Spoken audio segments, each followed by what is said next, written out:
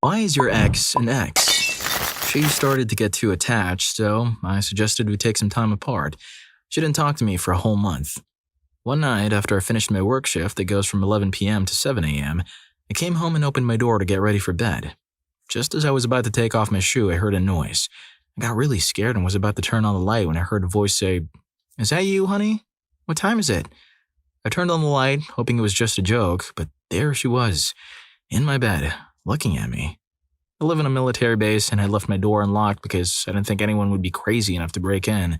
I shouted, "What are you doing in my room?" She said she missed me and wanted us to be together again. I was really tired from work and the whole situation was making me feel uneasy, so I told her to leave.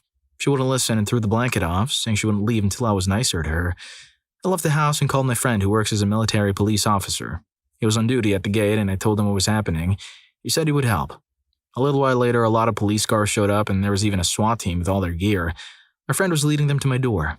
I asked him what he had told him was going on inside, and he said he told him about my ex who wasn't acting normal. The officers told me to stay back and they went inside. She wouldn't leave and started throwing things at them. And she ran out of the house, even though it was snowing outside. An officer told her to stop because he had a weapon, but she kept running. He used the weapon on her and she fell into the snow. Yeah, this is why my ex is now my ex. You gotta admit, that SWAT team was kinda overkill. Story 2. After being together for a year, I slowly started to understand that he was pretending about a lot of things in his life. He told people he was a stockbroker, but the truth was he just made phone calls to widows, trying to sell them stocks for a company. He acted like he was really good with money and had everything under control, but that wasn't true at all. He was actually living off his dad's money. I found out he hadn't paid his electric bill in 3 years, and he couldn't even admit that his dad had to take care of it. It was a surprise that his power wasn't turned off. When I met his parents, I got a bad feeling that his dad was really mean to him and his mom. He didn't want to talk about it at first, but later he told me that his dad used to hurt his mom a lot. He only stopped when my ex grew up and was big enough.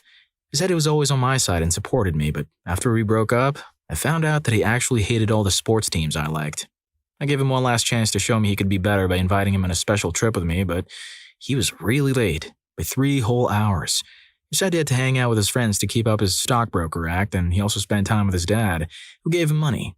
He didn't even bother to call or text me to say he would be late, and that messed up the whole night he had planned for us. I decided I couldn't be with him anymore. Even though he tried to talk to me, came to my place, cried, and even followed me on Facebook for a week, I blocked him. The day after I blocked him, someone else I had just met asked me out to dinner. Story 3. I was lucky enough to find love at a later stage of life. I was in my mid-50s. I'd been alone for about a decade, deservingly so. I had started working again after a bout of emotional distress, just part-time, but enough to financially support myself and my hobbies. I had been working there for a year or so until I decided to quit and start doing what I did before everything collapsed in my life. I quit in August, but had the entire summer to train the replacements. They were basically younger compared to me, a guy and a girl in their late 20s. The guy was nice, but he paled into insignificance compared to her. She was stunning. From the first moment she caught my eye, I knew I had to get to know her. Really get to know her. Not just know that she's a vegetarian like so many others or that she likes her coffee dark. I spent the entire summer trying to be as professional as possible, while still getting to know her. I knew that I didn't stand a chance. Almost 30 years older, ugly duckling kind of guy with severe trust issues, and even though she rarely talked about him, she had a boyfriend of 7 years. Despite all this, I decided to try and at least befriend her. This worked out. For some reason, she liked me. We spent a lot of time chatting during coffee breaks. Later, as my day approached, we even started having these conversations over text, about life in general, how young I appeared in comparison to my age, how mature she was in her thinking. She made me open up by being so open herself, and gradually we went from the more casual subjects over to any and all. We couldn't stop talking to each other. After the last day of work, a couple of coworkers and I went out to a bar. Usually I don't drink, it's one of my problems from the past. But today I made an exception. At the end of the night, I could barely stand. She helped me home, changed clothes, then she changed mine. We weren't intimate that night, but we slept together. Her holding me in her arms throughout the night. I woke up to her smiling, stroking my head and the sparse strands of hair still on it. We made up for the lack of intimate relationship from the night before, and it was better than I had ever experienced in my life. Mind you, I'm not some young guy who just discovered his first experience. I've been around, and slept around too for that matter. Yet this was something completely mind-expanding.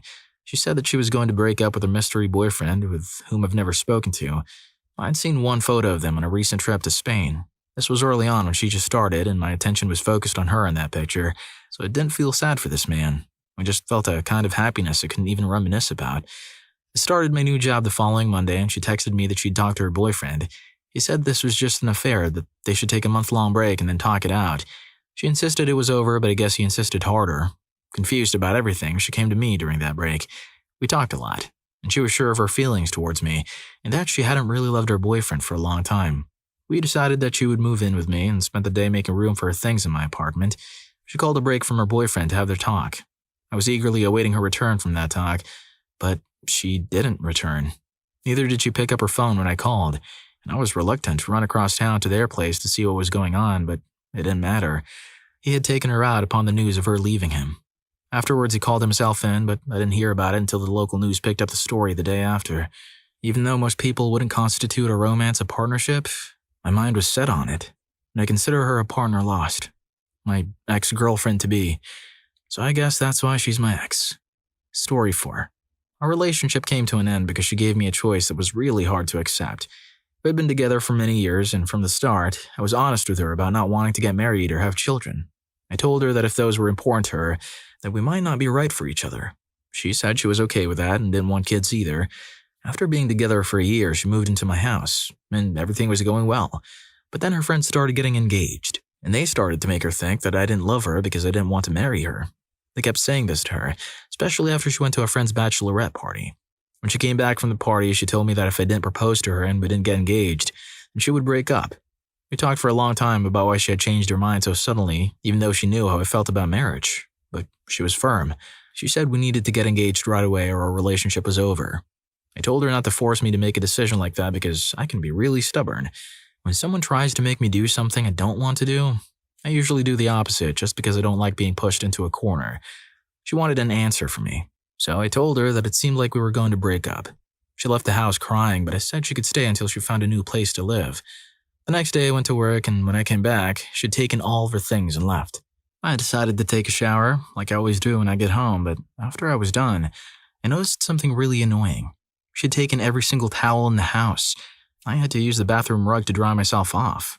On top of that, she left her dogs at my house. I waited for her to come back for them, but she never did. So now they're my dogs, and they're the best. Even though she kept my towels, I wouldn't trade these 2 dogs for anything. They're the best companions anyone could ask for. Story 5. When I was younger, I was really stupid and made a lot of bad decisions. I thought that when she complained about my schedule always changing, it was because she was too clingy and didn't trust me. I didn't see that she loved me for who I was, no matter what I looked like or what I did with my life. She just wanted to be with me and spend time together. I didn't understand why she got so upset when I forgot her schedule or when I said I was tired of being the only one spending money, especially since she was saving up for a house and a better car for the both of us. I thought her dreams of having children and building a family were just silly, and I figured she'd eventually leave me for someone else who wanted those things, but she really wanted to have a family and a loving marriage with me. I grew frustrated and bored whenever she cried or we had arguments. I was too immature to see the value in what we had.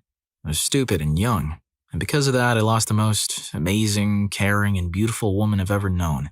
It wasn't until it was too late that I realized she truly loved me and cared about me deeply. She was willing to give up everything just to be with me, and I lost her because of my arrogance, selfishness, and rudeness. I was more interested in playing video games and spending quality time with her, even though she was open to sharing these moments with me or simply being there while I played. Not a single day goes by that I don't regret my actions, that I don't think about her, that I don't wish I hadn't messed up my life so badly. Now I'm even heavier, living alone in a small 1-bedroom apartment, with a car that's falling apart and I can't find a woman who's interested in me. I've learned my lesson. I'll never take anyone or anything for granted again, but the pain of my loss never fades, especially knowing that she's now with someone else who treats her with the love and respect she deserves. Story 6. He was the kind of guy who always needed to be in control. A real mama's boy. We had a big fight the night before our wedding because he wouldn't stop telling me what to do, like he was sitting in the backseat trying to drive the car. I was really upset and just wanted some time alone. But the next day, our wedding day, instead of trying to sort things out with me or giving me some space, he went outside our apartment to wait for his parents. He was crying, and I didn't even know he was crying until his mother came storming into our apartment, into our bedroom, and started yelling at me. Because of all the drama, our wedding was canceled. The day after, he left early in the morning, and when he came back, he told me he had to leave. He and his family forced me out of a place where I had every right to be, since I was paying rent too. I went to the police to report it, but they didn't take me seriously. He got really angry and went to stay at his parents' house. On his way out, he told me I had to leave the city before he came back. Luckily, some friends from St. Louis, Missouri drove all the way to Iowa to help me. They took me to St. Louis. After staying with them for 10 days, I found myself homeless again, living in the streets of St. Louis for 2 months, moving from one friend's couch to another, but I made some great friends there, and I'll always be grateful to them. By the way, I'm not American. I'm from South America. I went to the US on a fiancé visa that I paid for, and a flight that I paid for.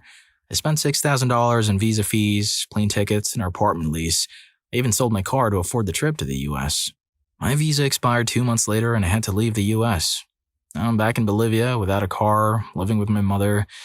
I recently got a job after months of being unemployed and dealing with emotional distress. I'm trying to get back on my feet, and things are starting to look up. I met someone new in St. Louis, and we've been in a long-distance relationship for 4 months now. We're hoping to be together again when I return to the US. After everything that happened, we tried to talk, but he made me believe it was all my fault.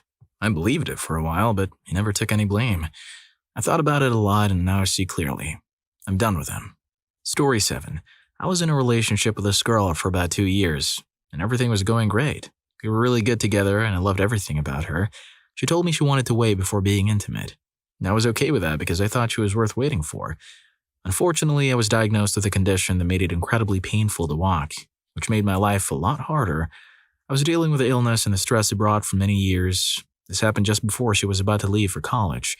When she got to college, she started dating other guys without telling me.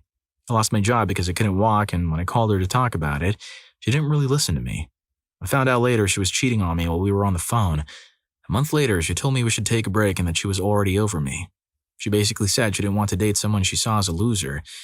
It was more than just emotional distress. I was in constant pain, jobless, and had no friends. I decided to go back to college to try and turn my life around. During that year, she slept around and got a transmissible disease. I had no idea about any of this. She was really good at manipulating people and somehow kept me in her life. Even though I tried to remove her out of my life many times, she had the nerve to show up at my door, saying she missed me and wanted to get back together. I stupidly agreed because I loved her more than I should have and because I didn't know the whole truth. A few months after we started being intimate, she slowly began to tell me what she had done while we were apart, and she tried to blame it on me. She would sometimes leave me to go party with the girls, and who knows what she was really doing. She acted completely selfish and even talked badly about me on her Twitter. I couldn't handle it anymore and eventually broke up with her. Right after that, I got together with one of her good friends, which was incredibly satisfying. We went back and forth for another year or so until I called her and said something like, "You're the worst thing that ever happened to me. We were great together until you decided to become a party girl overnight. I never want to hear another word from your disease-ridden mouth." As petty as it sounds, it felt really good to finally hurt her back. Since that day, I haven't had any contact with her at all. She graduated with a degree in communications and is now managing a Denny's, dating a 40-year-old mailman. On the other hand, I graduated with a degree in computer science and electrical engineering, got a high-paying job at a top-tech company, and not dating a mailman, and have finally overcome my illness. Plus, I've been tested multiple times, and it seems I didn't catch her disease. Thank goodness. So, who's the loser now?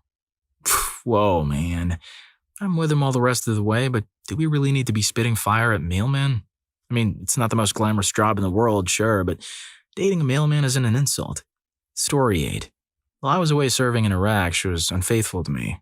When I returned home, I discovered she had been looking into how to divorce me. Despite this, we somehow managed to stay married for 4 more years, but only one of those years were we actually living together. During that time, we both cheated on each other. We always talked about giving our marriage a real chance, but we never truly did. One day, as she was on her way to work, she had an emotional breakdown and ended up driving herself to the hospital. She was admitted and spent a week and a half in the hospital. She was diagnosed with borderline personality disorder, bipolar disorder, and obsessive-compulsive tendencies. She used her health issues as an excuse for her behavior, often saying things like, "I can't do this because I'm crazy." So one day I came home from work to find the house completely empty. I thought we had been robbed. After a moment, I realized that only her things and our son's belongings were missing. Just as I made this realization, I received an email with a subject line, "You probably hate me now." I won't lie, I did hate her at that moment. It took us a year to finalize our divorce because we were unsure if we really wanted to go through with it. In the end, we did, and I'm much happier now. She is remarried and I'm in a serious relationship. Story 9. I traveled to China to spend Christmas with her family. A month later, I received a text message that said, "My family has decided to give me an extended vacation." Phew, I was needing a break from school anyway. She's not a good liar at all, and that message immediately set off all my alarms. It turned out that our family had taken her green card and passport, telling her she wouldn't be allowed to return to the US unless she married some much older stranger to help her father with a business deal. I hired a lawyer, bought her a plane ticket home, and even arranged a taxi to take her to the airport. However, she chose to marry the stranger, and I ended up losing almost all of my money in the process. I also had to skip a whole semester of school to pay for the lawyer, which means I have to restart my engineering program from the beginning. It's been a year since then, and some days are really tough. There are days when I can barely find a reason to get out of bed and miss the happier times we had. On other days, I feel like calling her just to hurt her emotionally, exploiting all her weaknesses. I've also noticed that I've developed a kind of anger whenever I interact with Asian women. Story 10. We started dating when we were young and were together for many years. Over time, we grew into different people. He was emotionally manipulative and hurtful, making me feel like he was just tolerating me instead of truly loving me, and even then, it felt like he was barely tolerating me. I naively believed that getting married would improve our relationship, but it didn't. He used the threat of divorce and the fact that he earned more money than me to control me. He spoke poorly about any friends I tried to make and wouldn't let me go out or see them. I fell in love with someone else who loves me for who I am, and I left my ex for him. My ex would probably focus on this part of the story as the main reason for a split, but I'd given up on the relationship long before I met my new partner. I was just too scared of what would happen to my life if I left.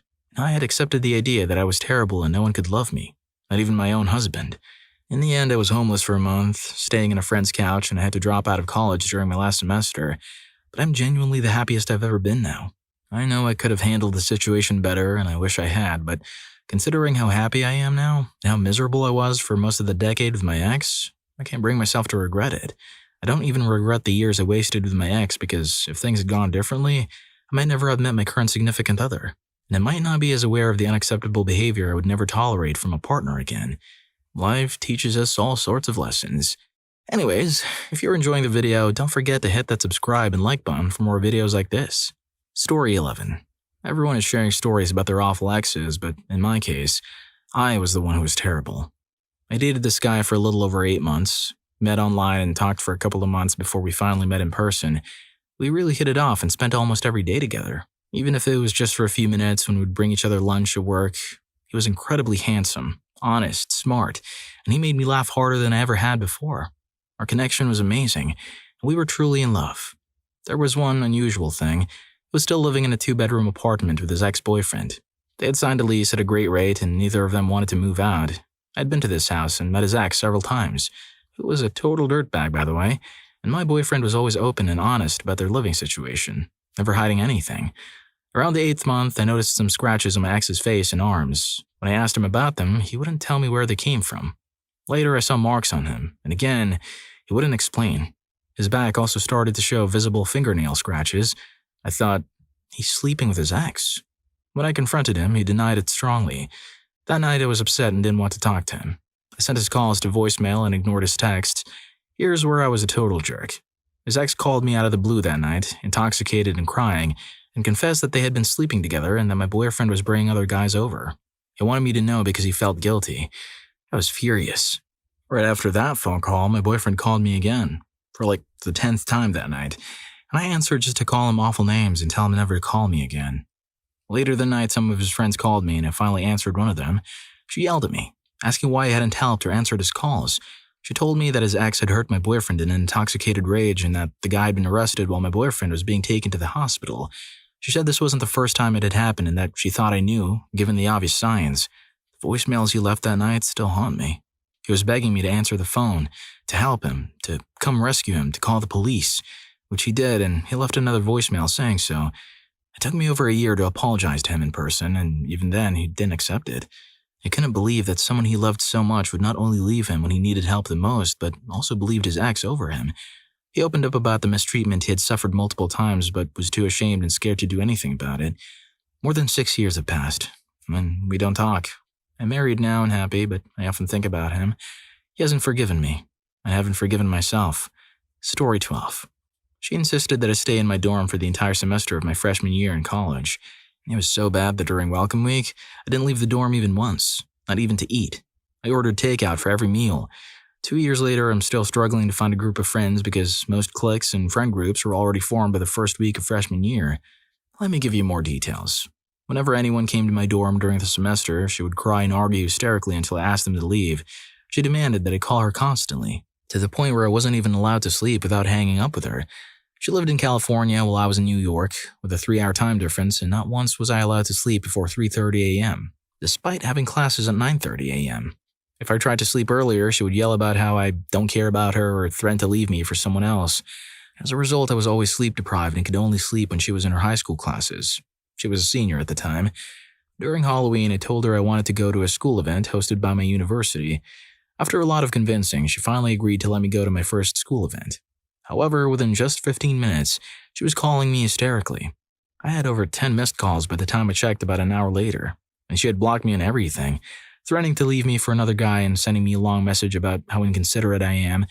My friends all warned me about her, but I just couldn't let go. This went on so much that I was having a near breakdown due to lack of sleep and because she constantly threatened breakups if I left her alone. If I just went to sleep or even when I left her to go to my classes without continuously calling her. Despite all the sacrifices I made, the sleep deprivation, the drop in grades, and the lack of social interaction, because if I socialized, she would cry and threaten to break up, she cheated on me. Within 2 days of another breakup, which I had stopped taking seriously by that point, she was with another guy. Someone I actually suspected she was involved with, but she would scold me for being too paranoid, jealous, and controlling. Story 13. We fell deeply in love quickly. After just 4 months of dating, following 5 years of knowing each other, she became pregnant and I told her I would support her no matter what decision she made. She chose to end the pregnancy, and I tried to propose to her in hopes of changing her mind. Instead, she moved out of the country and stopped communicating with me. When we did see each other again, she was very distant and wouldn't even look me in the eye during our last 3 days together. I'd never felt so rejected or heartbroken. I thought about ending it and even made serious plans to do so, but I came to my senses and confided in my roommate, who urged me to seek help. He's truly the best friend anyone could ask for. The next 3 years were incredibly tough. I sank into a deep sadness. I've been with many women since her, mostly for unsatisfying encounters, and I've dated some of them for short periods, but I can't get her out of my head. It's been 4 years, and I still love her. But I'm also more stable than I've ever been. She's the first thought on my mind when I wake up and the last thought before I go to bed. I try to convince myself that I'm not still infatuated with everything about her, but it's no use. She moved back a year ago, and I've been avoiding her until a week ago when I saw her at a mutual friend's gathering. We ended up going home together and have been sleeping together for about a week now. Still completely in love with her, but I'm scared of getting hurt again. I can't hold her past actions against her, especially considering the traumatic circumstances. But I'm afraid it might just be a temporary fling to her. What we went through was incredibly difficult, and I know I had to let her go at the same time so she could heal and find herself. She seems much better now. I think I'm going to take a chance and try to rekindle a relationship if that's something she's interested in. She can be hard to read and sometimes a bit sassy with me, but I love the challenge. I can't explain how she makes me feel when we're alone. It's better than anything I've ever experienced.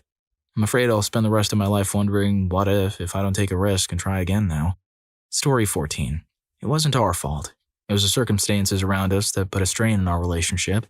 Issues with money, our careers, visas, and cultural differences led us to treat each other unfairly.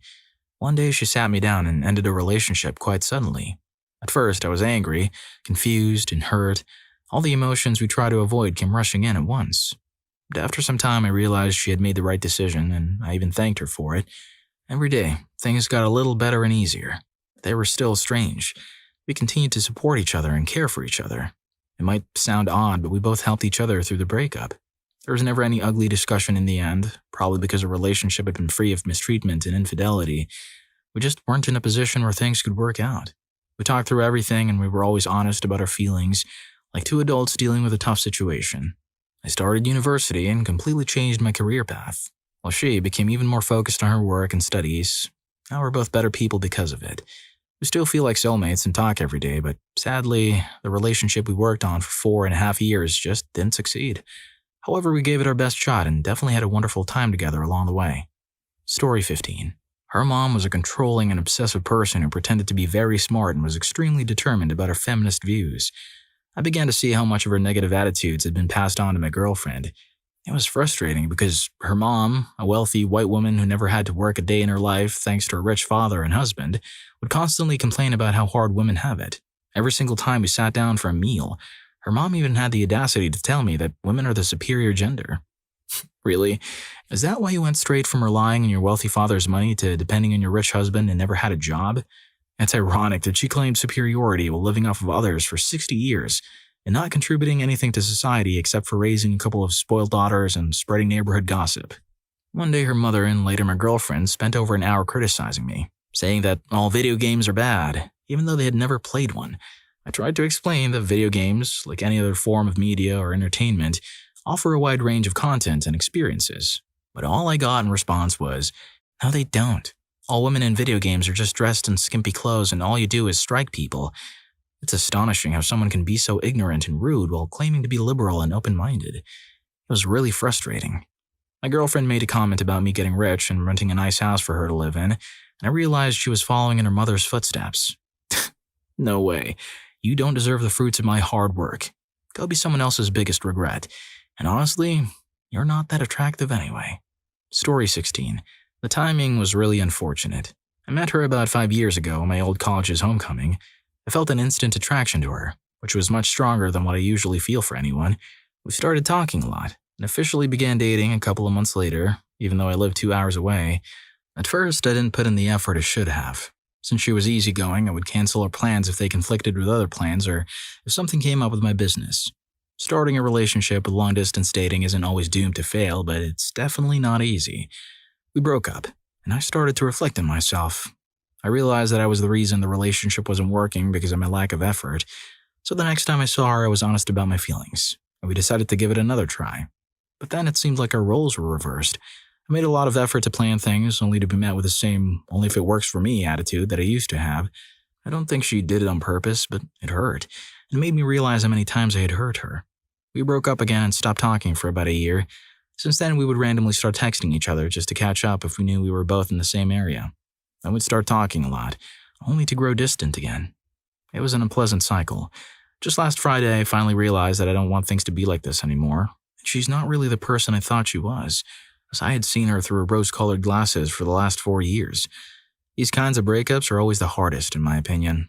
If someone cheats on you, that's a clear sign of disrespect for the relationship, and it's an immediate deal-breaker. But if no one does anything particularly terrible, you're always left with a nagging thought, I really think she might be the one I'm supposed to be with. It was just bad timing that ruined everything. This situation dragged on for too long in my life, and I probably didn't let other people in because of it. Story 17.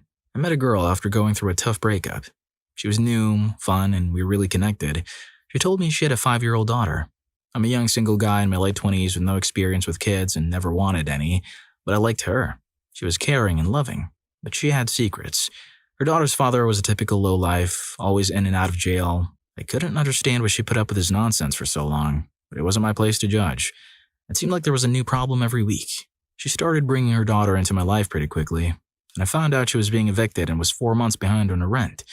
A few weeks later, her car was repossessed from my parking lot because she owed almost $1,200 in her payments.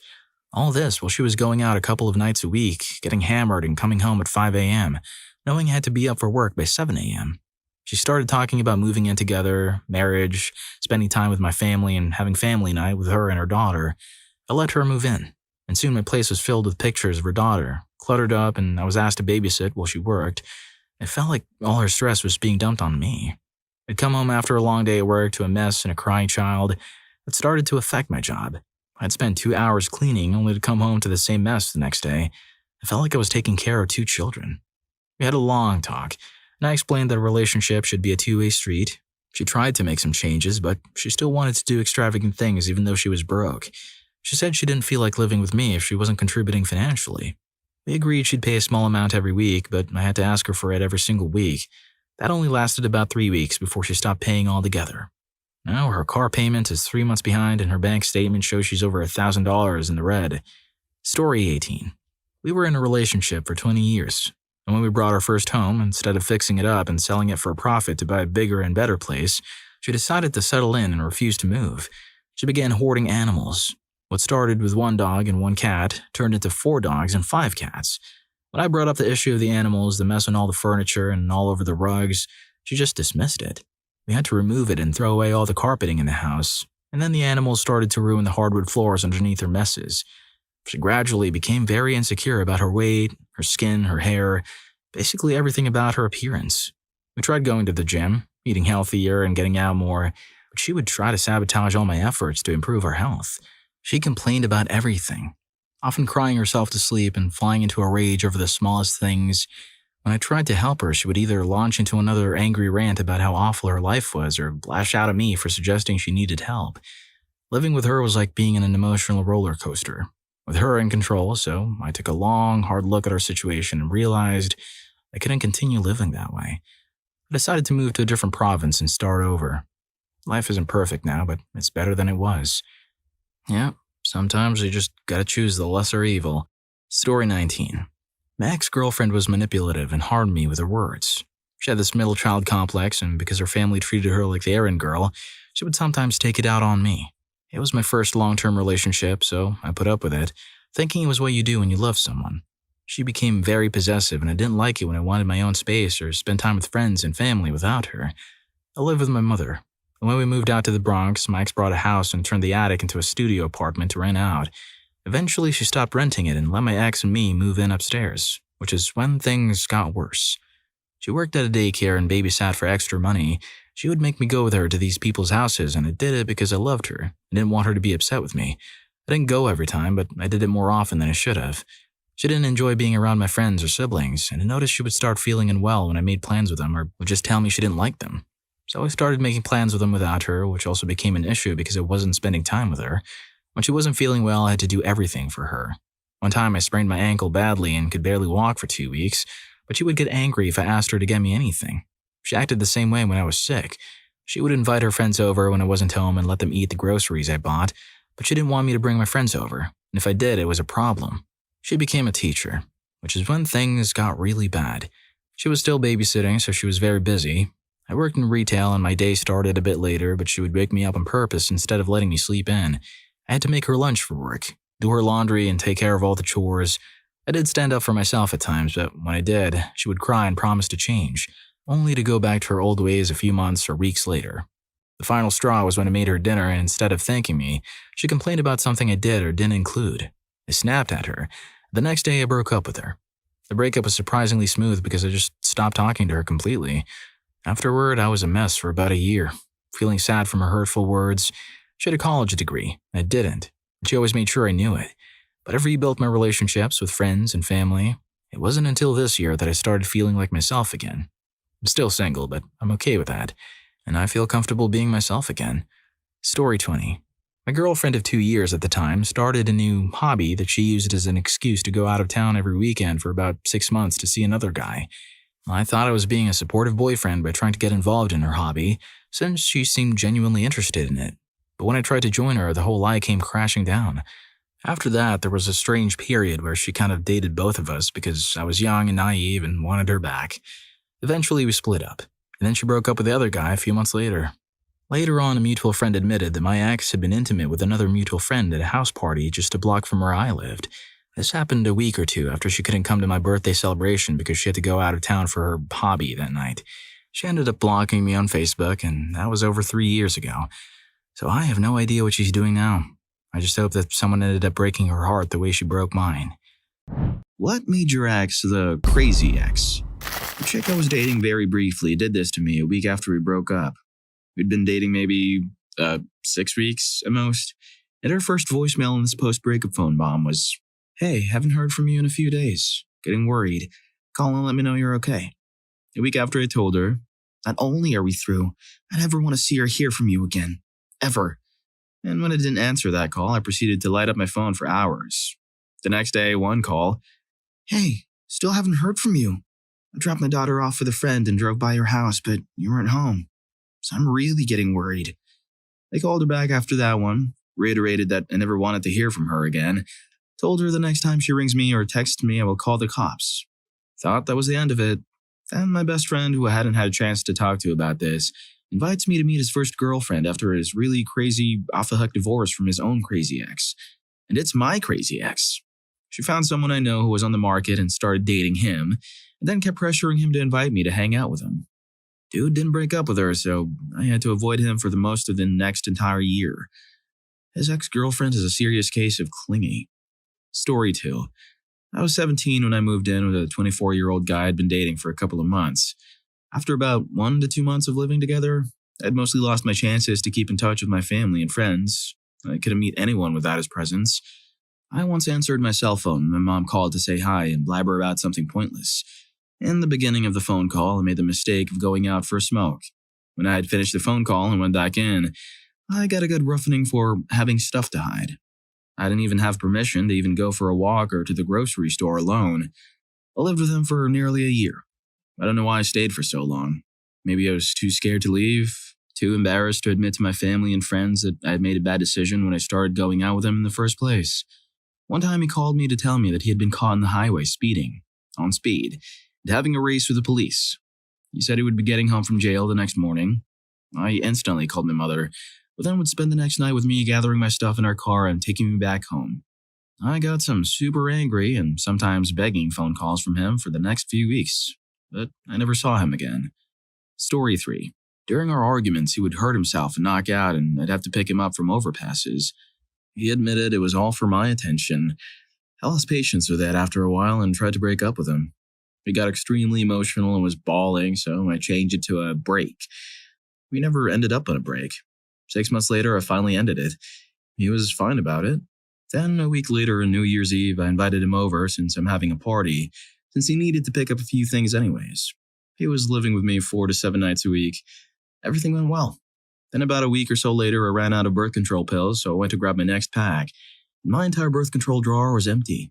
My plan B, pills, protections, everything. At this time, I was going to Planned Parenthood, who gives you 12 months worth at a time. I called him, furious. He said he took it all so I wouldn't sleep around, because he was my first and it was 3 years. So of course I'd sleep around. Sarcasm. And threw it away, along with our house key he had. I told him I never wanted to hear from him again. So we changed our locks. I didn't know who he was anymore and didn't trust him at that point. And I had to go to Planned Parenthood to get more pills the next day.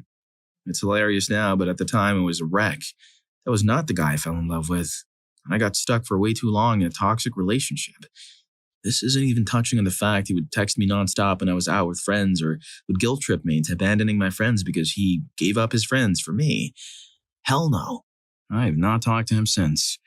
Good riddance. These things happened during the last year or year and a half of our relationship. The first half of it was awesome. I got too much handed to him too soon in life and felt the need to overwork himself, leading him to unrealistic expectations in the relationship. I learned something very important through this. I'll always have my own life that has significance outside of a romantic relationship. Hobbies, friends, passions, anything that doesn't have you place your entire existence upon another person. Story 4. He pretended he was passing away twice. The second time, I messaged his friend on Facebook, got his number and gave him a call. My ex was at his best friend's house watching a movie. Meanwhile, he was texting me from the hospital bed saying how I caused him to bit his ends rope and I broke up with him. I never let him know that I knew he was lying. Them things escalated to him threatening to key my car. His friends publicly wrote on FB about how I needed to be harmed, and it was about ruining my tires. Pretty harsh threats when you consider that I dumped him after finding out he cheated 6 times. Reasons for cheating? I'm writing a dating book. I need perspective. Let me add that during the entire year we were dating, I only know that his first and last name are real. He created a totally different life only around me. Anything you can think of was a lie.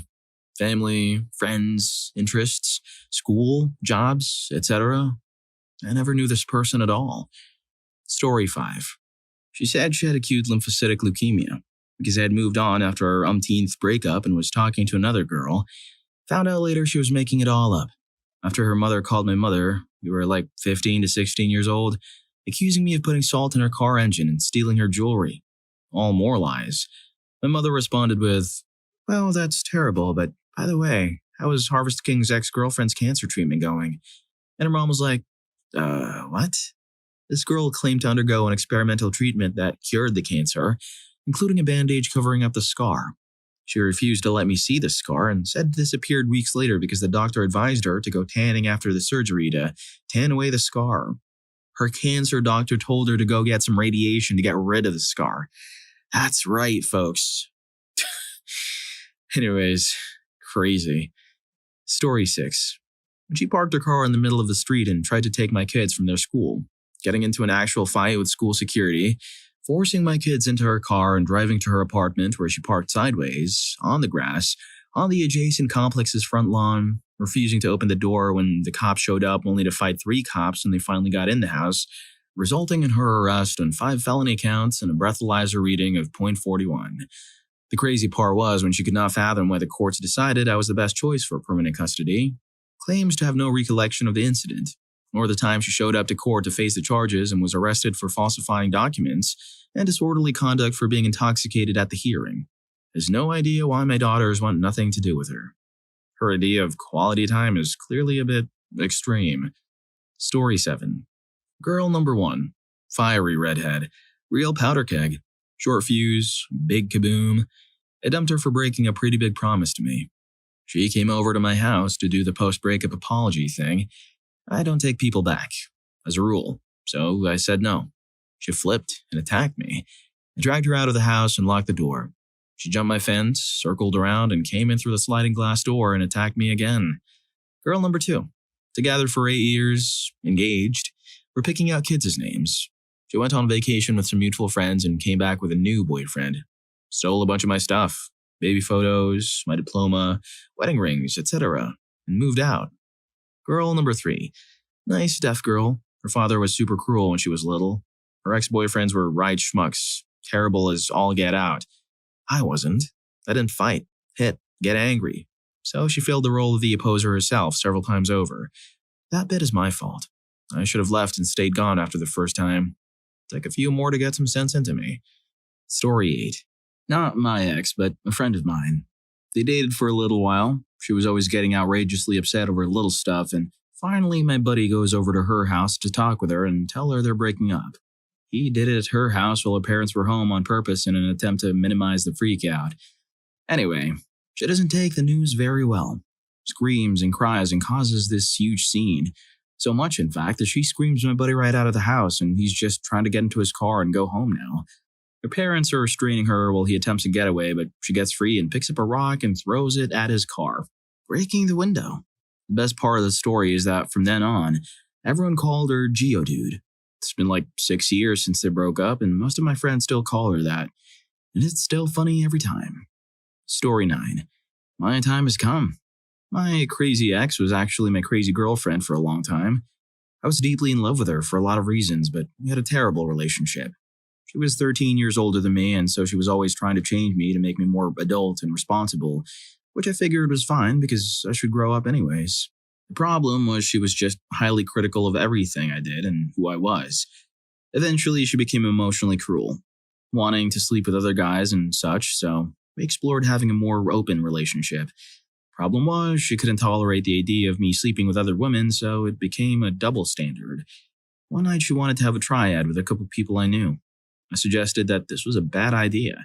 I should have run, but I didn't.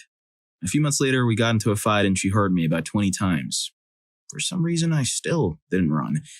A few months later, we got into a fight at a bar. She left, so I went home and went to sleep.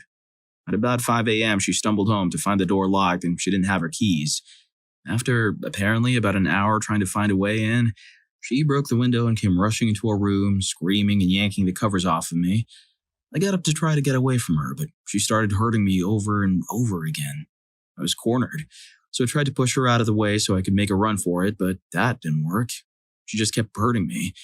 I finally grabbed her and threw her onto the bed and made a run for it. She ran downstairs to my roommate, whose children were asleep in the next room, screaming that I just harmed her. He comes up. I leave because she's apparently going to call the cops. Next day, she serves me with a restraining order and has her ex come pick up my stuff in his truck. He breaks the stuff that they didn't want to keep and dumps it in my buddy's driveway. She then went around town telling anyone who will listen that I'm a woman beater and deserve to be in jail. Story 10. Oh, let's see. While we were dating, he told me he was just using me for, and when I got upset, he said he only said that to make sure I loved him. Accused me of only having intimacy with him to get off, since only witches have intimacy to enjoy it. Took pictures of me when I was asleep and then sent them to my new boyfriend when I got one after the breakup. Tried to break into my house to return my things, stalked me in plain sight, parking outside of my apartment or work just watching. Accused me years later of giving him an STD. Always finds my new addresses and phone numbers. Leaves me crying VMs and shows up in the middle of the night. Always figures out my new email addresses and goes from telling me how much he misses me to what a life-ruining witch I am. Keeps creating new profiles on Facebook and Twitter to send me messages. I've been broken up for 15 years and only dated 9 months. Story 11. Not my ex, since it lasted one date. A couple years back when I was in college, one of my buddy's girlfriends set me up with one of her friends. I'd gone to a predominantly male school for engineering. She and her friend both went up to some fashion design school in the city. I had welcomed the idea of something other than fuel testosterone, so I said, screw it. Let's do it. We met up in the city, and she was pretty cute, but there was something awful about this girl that I couldn't put my finger on quite yet. We walked around for a while, talking, generally having a good time. We decided to get dinner on the opposite side of town. So we took her car, since I'd taken the train in. When we parked, she asks if I have any money for the meter. So he asked, how much do you need? She responds, about $3.50. $3.50?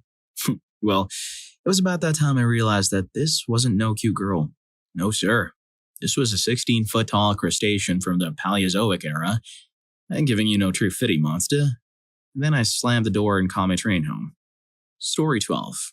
She stole my puppy. We dated for 2 months when she became insanely jealous and didn't trust me at all.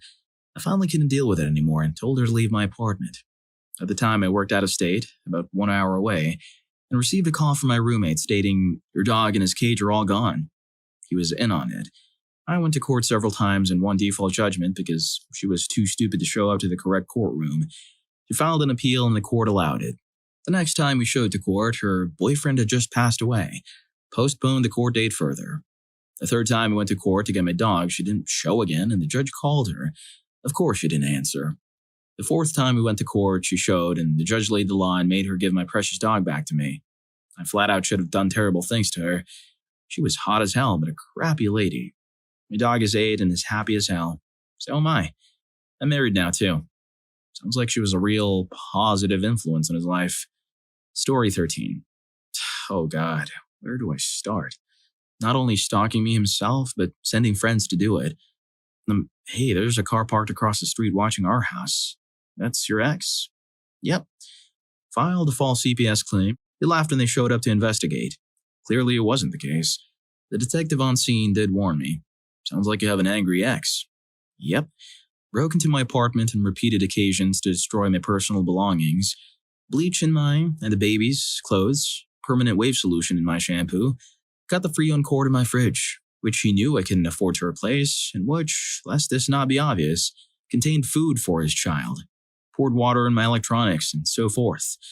Followed me and ruined my tires when I went inside anywhere. I ended up getting a Pep Boys card so I could replace them as needed. In about 6 months, I bought 8 tires. Once, he ruined 2 of them, leaving me stranded 40 miles from home. Those were the big ones. The night we broke up, he threw me and the baby out. My clothes, the baby's crib, everything. Out in the yard. Put the baby in my arms and pushed me out the door. And when I told him I had nowhere to go, he told me, figure it out. And then warned me if my things wasn't off his lawn by morning, he'd take it to a landfill. This makes his talking even more absurd. He's the one who ended it. But somehow I was the bad guy. Story 14.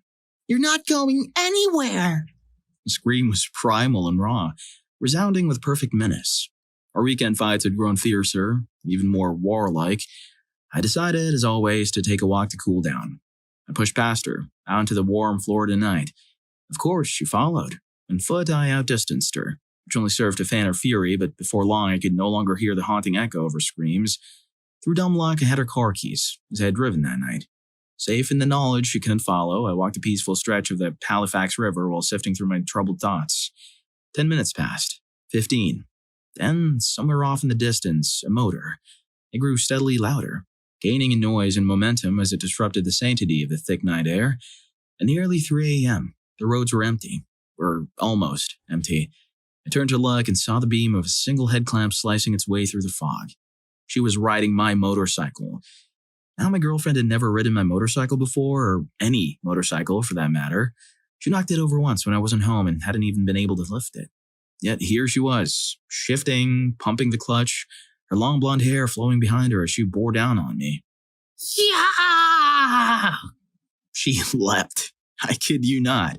At the very last second, already at a loss for control, my girlfriend leapt from my motorcycle and flying tackled me. Arms and legs flailing, we rolled over and over each other in the mud-soaked embankment.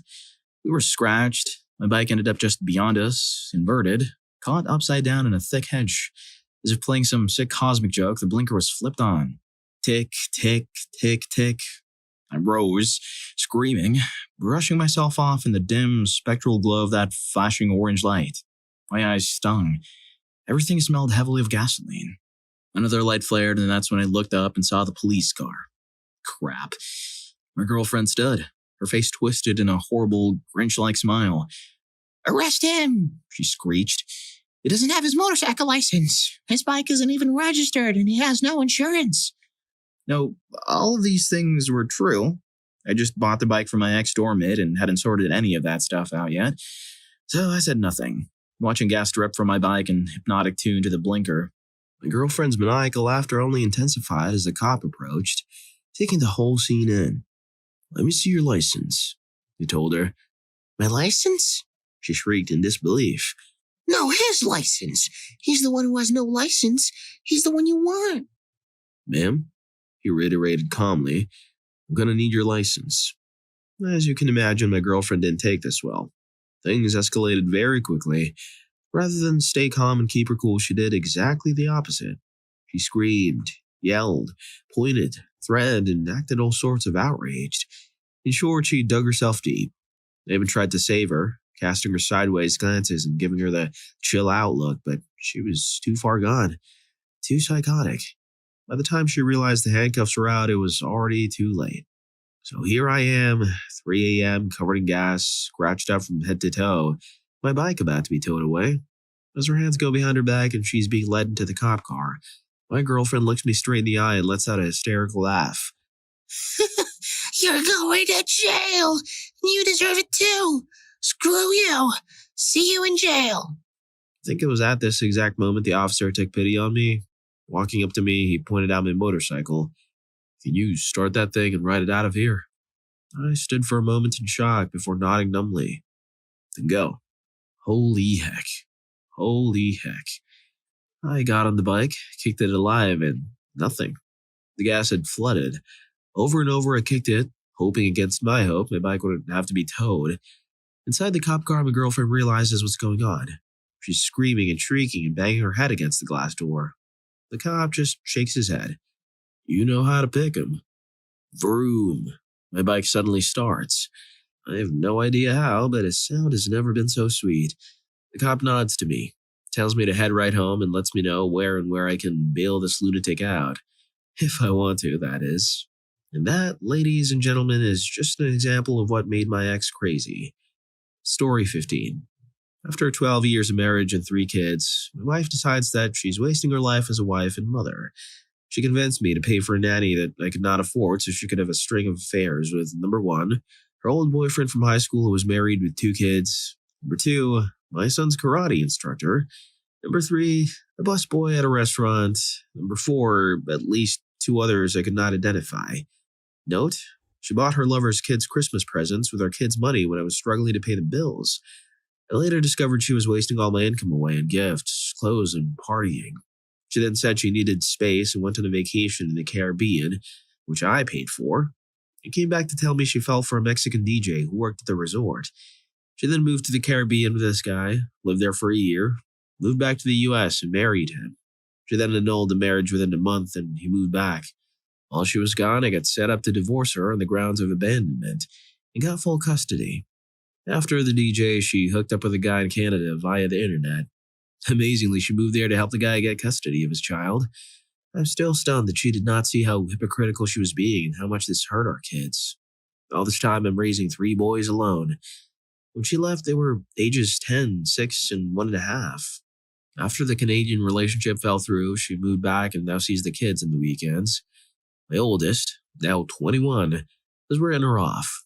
And as the others grow up, they're seeing her for what she is. Crazy. Happy ending. I found and married a wonderful woman who was there for my boys, and still is, when their mother wasn't. She does not try to replace their mother, just lets them know she's there and loves them. I don't know how my boys would have made it without her. If you're enjoying the video, don't forget to hit that subscribe and like button for more videos like this. Story 16. Let's see. Getting super hammered and giving me the keys to drive home when I only had a permit at the time. Then getting upset with me when I said I couldn't drive. When I did drive, he would start screaming in my face and throwing things at me while I was driving. Would promise his friends that I would drive them home and then get mad and take the keys, leaving them stranded in the middle of the night. This happened more than once, even though it sounds very specific. Go on hours-long rampages against me because I don't know because you don't pay taxes, calling me names and basically anything else he could invent. When I asked him to apologize, he would say he can't apologize for things he didn't remember because nobody ever did anything worth apologizing for when blackout hammered. Right. Violent mood swings, random screaming, yelling, laughing, and generally trying to annoy everyone around him. Got me a pair of Marine shorts for my birthday and had me open the present in front of my parents.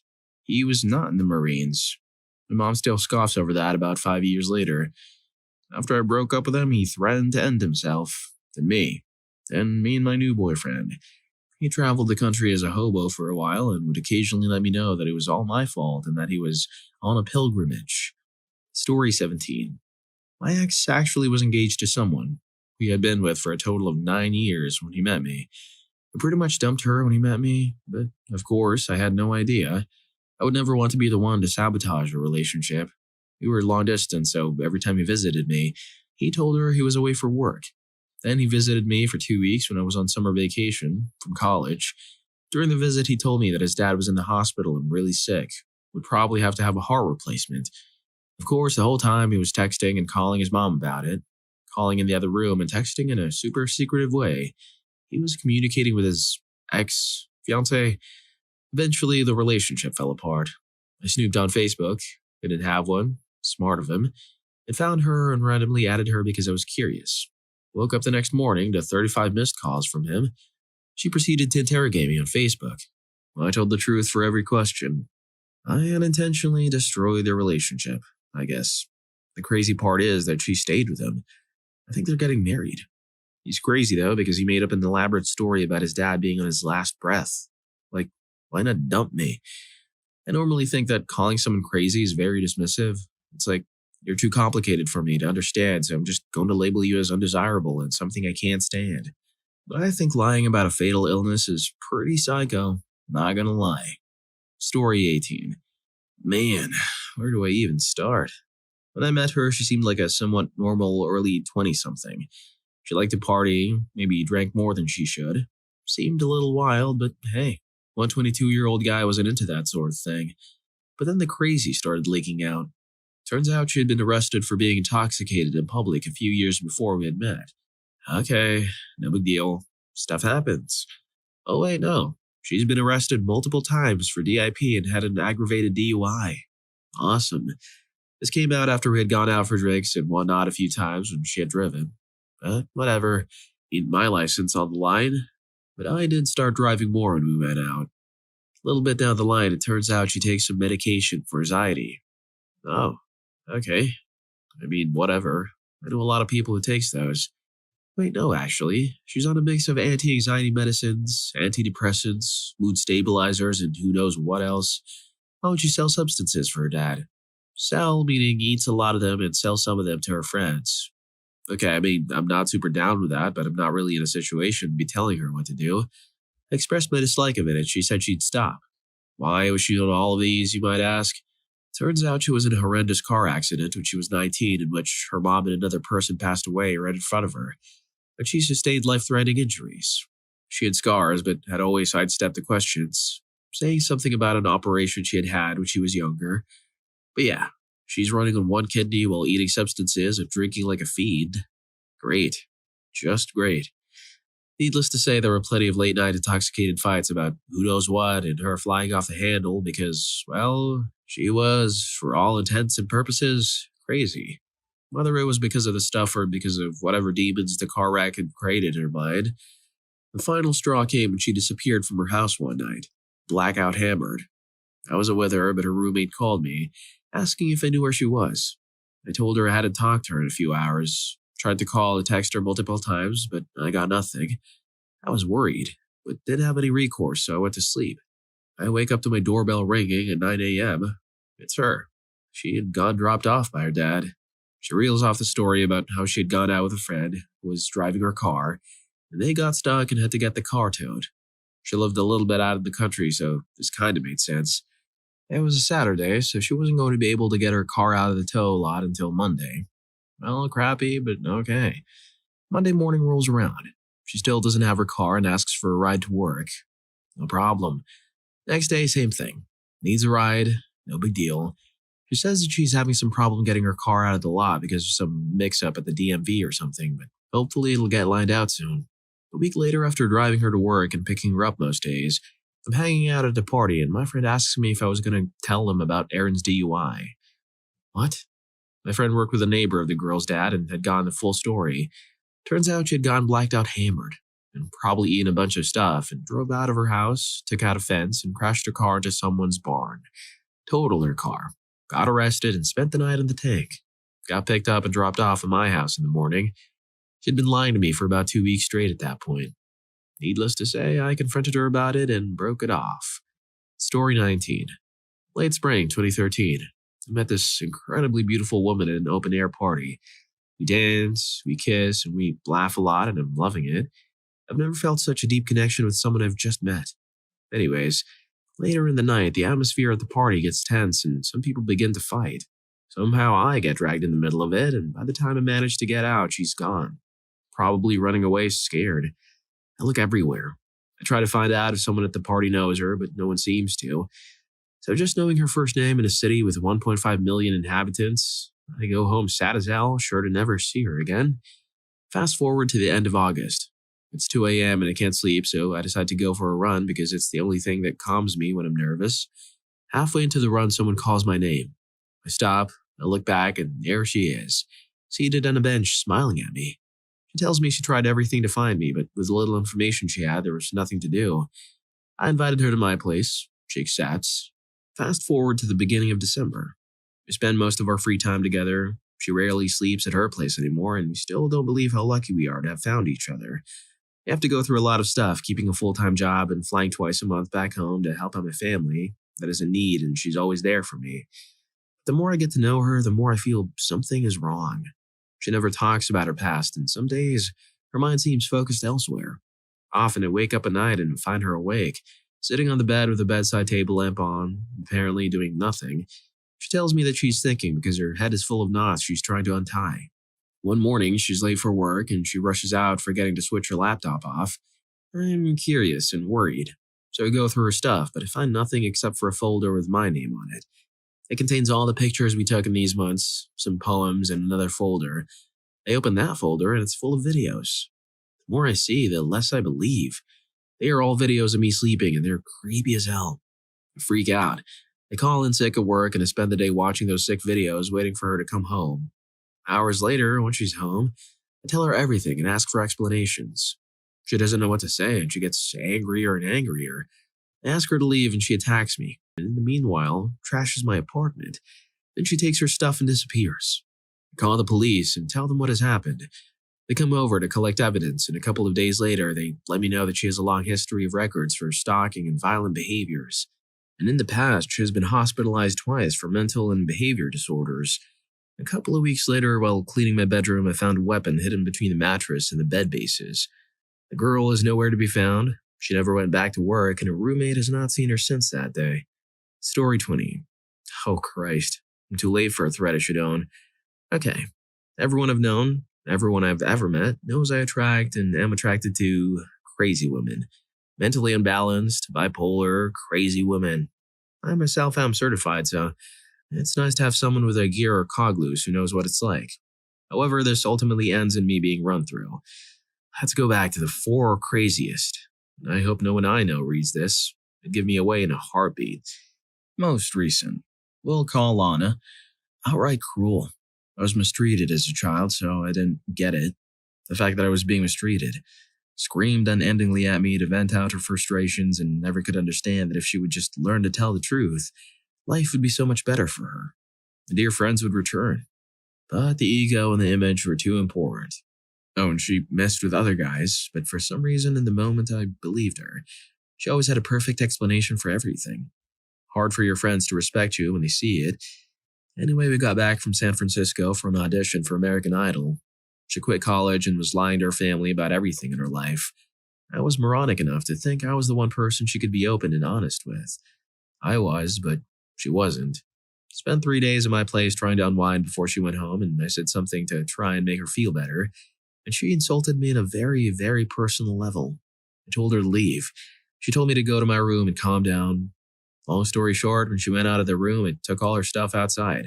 Told her, she went outside, came back inside. I told her she wasn't welcome, and she said, "You want to talk to me? I will end you." So things kind of escalated quickly. I barred myself in my room until the cops got there, while she tried to chop through my door with a cleaver she pulled out of the kitchen. And when I saw it was when I hightailed. So this was outright the Shining level crap, but I tried to play it off like crazy things happen to everybody, but it doesn't. Because of the previous three. The one before her, let's call Becky, knew her for years. Had a thing for her because she was broken and a true dyed-in-the-wool. Anything that wasn't nailed-down level. I have a thing my friends call broken-wing bird syndrome. It gets me into so much stuff. We had been floating in and out of friends with benefits to a relationship, whatever, for a while, and I knew I couldn't keep trying to deal with her being unfaithful. She went to San Francisco, then San Jose, did stuff, pawned her 3 kids on her parents, and basically spiraled down. Called me out of desperation. I got her to come to my house, wired enough, then told her we'd fix everything together she needed before she went, and explained everything in detail to her parents. In truth, which they deserved. Out of all this, I wanted 2 things that night. I told her I had 2 rules. Number 1, no more drinking, because she had a lot to drink just driving up from San Jose, and she had to try and get some sleep. She was coming down from being up on stuff for like a week solid. She broke the rules, gulping down an entire 5th from my cabinet while I took a whiz, and I told her there were no more chances, and to get out.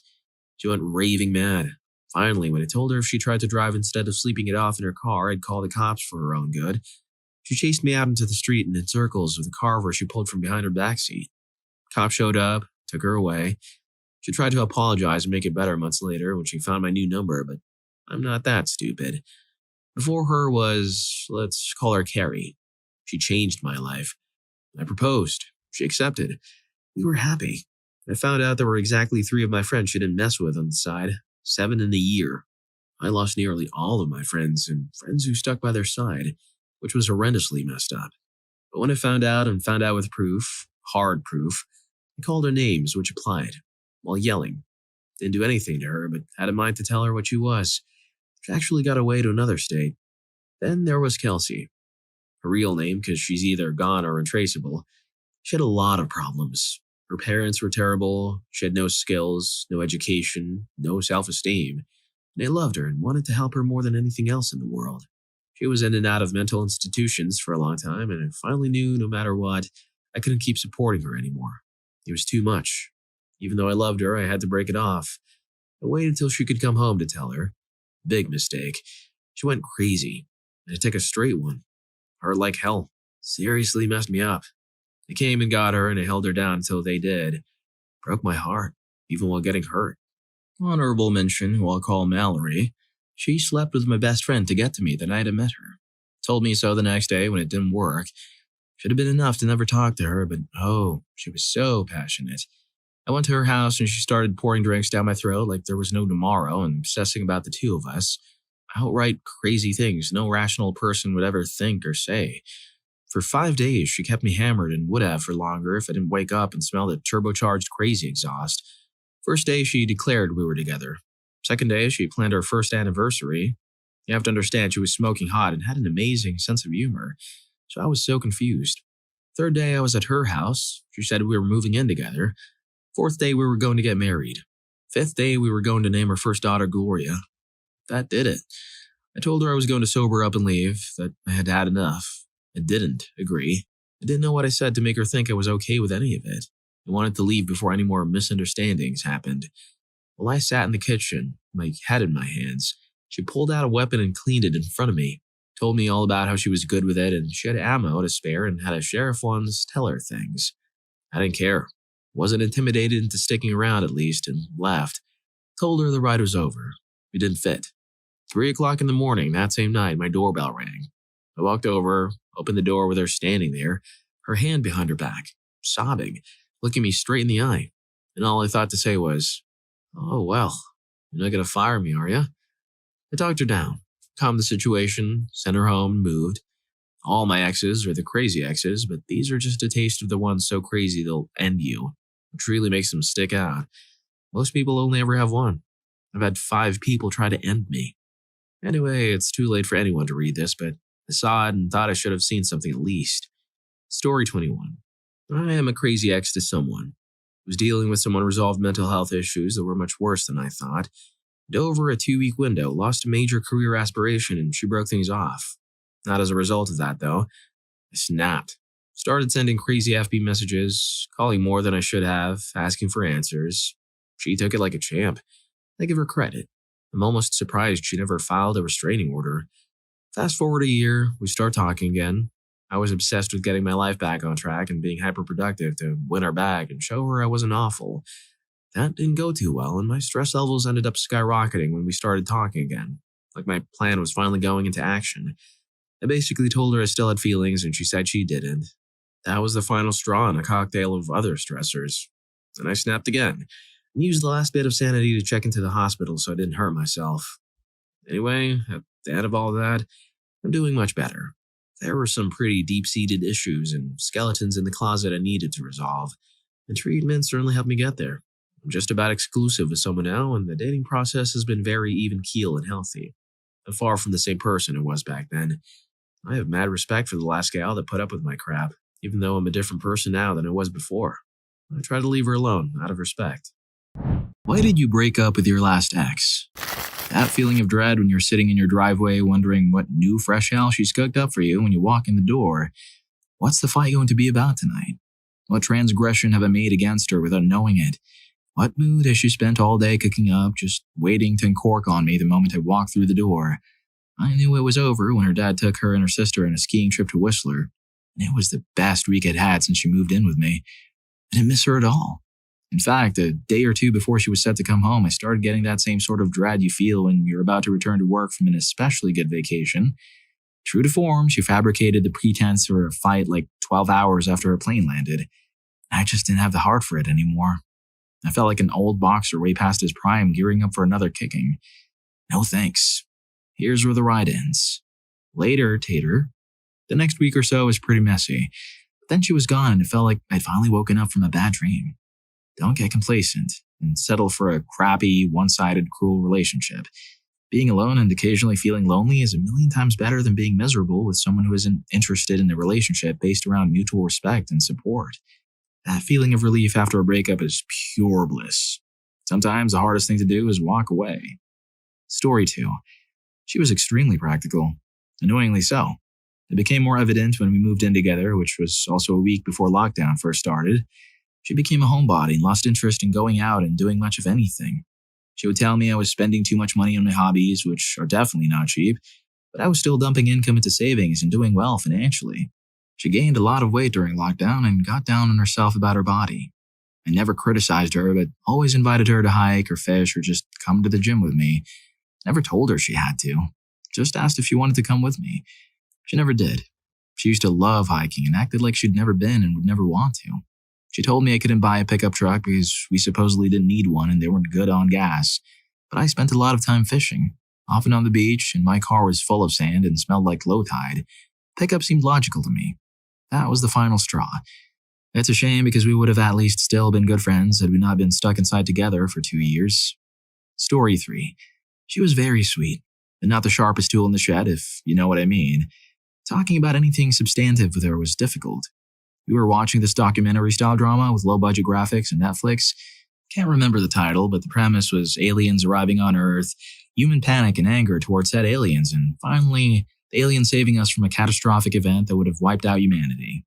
Very clearly a work of fiction. I look over after the movie is done and she's crying. I ask her what's wrong and she responds that she feels bad. Confused, I asked why. She said she felt like she lived under a rock, that she didn't remember any of this happening and she didn't see any of it in the news. And it made her wish she paid attention to the news more. With that, she continued to cry hysterically. This movie was low budget. It would be very difficult to see it as real. It was at that moment I knew I couldn't keep going on in that relationship. Broke up a few weeks later. Maybe she should stick to reality TV, something a little less out of this world. Story 4. They were very politically stubborn and ironically close-minded. I often like to think about other perspectives and alternatives. I find it stimulating, and I like to think it helps keep me grounded. They would get so emotional when I wouldn't 100% agree with them, and even when I did agree on a fundamental level, I can bring up other perspectives. Otherwise, they would immediately claim I was lying and usually imply I was representing an opposing extreme. We were extremely compatible in nearly every other aspect of life. However, even after bringing up my distaste to politics in a relationship, they would always assume I was against them, and it became too exhausting. I just called it off after another fight where I agreed for the most part, but considered varying circumstances as important to take into consideration. Story 5. Because he was miserable and had bad habits. I'd put up with him going to jail after 3 DUIs, rehab, a car wreck, and his awful family as well. They blamed me for his active habits, but he'd been used to every substance in existence since before I was even out of high school. His mother is also in love with him, and I'm pretty sure he's the father of his cousin's son. Anyway, the last day we were together before I finally threw him out, he had sworn he was done with those, but snuck drinks into a Sprite bottle after getting out of work early. I went to pick him up, and he wasn't acting intoxicated yet. We went to Walmart for a late-night grocery run, and I remember so vividly watching him go from normal to sloppy. The sloppiest I had ever seen him. The guy had traumatic brain injury, so his type of intoxication was completely incoherent, unbearable, and such an awful attitude. He was stumbling all around the aisles, shouting and being just generally embarrassing to be seen with. I knew I'd reached my breaking point with the relationship because I had spent 2 years fighting for him to get better and do the right thing, and he just refused. I normally would argue, get mad, cry, etc., but that night, I was just done, completely indifferent and silent. After I put the groceries away, I just started begging for some kind of reaction. I took my kitty and we went to bed without a fight. I had work in the morning. I don't know if he just wanted to fight, knew he was losing me and was desperate for a reaction, or all of the above. But a few hours later, at around 3 a.m., he burst in the door and threw himself on top of me. He wasn't a very big dude, so I got him off of me and went to the living room, and he chased after me. My best friend of 10 years luckily lived in the apartment up the stairs, which had access to her downstairs apartment, and it was unlocked. So I screamed at the top of my lungs for him. My ex was terrified of him, so of course the second my big blonde savior crashed through that door, he scrambled off of me and sat down in the chair trying to act like he did nothing wrong. BFF says, "Oh hell no, I am tired of you and the way you treat my girl. I'm calling the cops." And ex sees red but still is terrified of BFF. Because I'd always been one of those people who just took the BS, but one thing I never tolerated was anyone disrespecting my best friend. I lost my mind. Ripped off his brand new shoes that I'd bought him with my full-time job and literally lifted him by the seat of his pants, Lorax style, and threw him shoeless out into the freezing February rain. Adrenaline gave me my funniest breakup story. It was Valentine's Day. He tried several times to get back together with me, and I went to NC. His new fiancée still stalks my social media, even though I'm happily married with a beautiful daughter. Moral of the story, don't waste your time with cruel people. They're awful partners. Also, don't get with a 32-year-old when you're 20. They don't think you're mature for their age. Women their age just know better. Story 6. I realized that we weren't really friends. I don't mean that in a grim or sordid way, but in that when we did things together, it was as if we were trying to force it to work. We'd compromise our respective fun to allow the other the room they needed, and then go on to not really enjoy it either. We experienced this in every part of the relationship outside of the bedroom, but she was very nice and very polite, and I was the same. So we kind of puttered along, being very pleasant to one another, meeting for dates and the like in a very orderly and thoughtful fashion, until I realized that there was nothing in the world that said we should settle for this kind of thing. Honestly, that's how all my relationships ended, and I realized I wanted to marry my wife the day that I recognized that her being around made everything better. Not in a, good, now I have someone to care for me, or she inspired me to be a better person, but rather in a way that the two of us can hop into a car for a 4,000-mile road trip and spend the entire time talking about everything and nothing at all, and think that those days had been exceptionally well spent. Before I met my wife, it did not occur to me that a girlfriend could be, well, a friend. Story 7. I found out he was on Tinder, so I downloaded it and matched with him. He came storming into the bedroom, demanding to know why I was the one on Tinder. I finally broke up with him when he punched a wall and physically stopped me from leaving our apartment after I found out he was sleeping with his ex. I moved into the second bedroom while trying to make other living arrangements. He kept telling me he'd change. He was sorry, etc. Like 2 weeks passed and I decided to go to a party. He got mad at me for leaving when he was trying to make things work. Too little, too late, bud. I get back to the apartment in the morning and he's moping around saying he can't believe me. I ignore him and start getting ready for work when I hear a thud in the next room. I go into the room to see him harming himself while looking at a picture of us on his phone. He starts crying and tells me, "I thought it would make you understand." I called his mom to take him to the hospital and left for work. His mom then had the audacity to be mad at me for not staying with him. I moved out while he was in the psych ward and blocked him on everything. Story 8. I've been with my ex for 2 years before I broke up with him. We had been together for 2 years.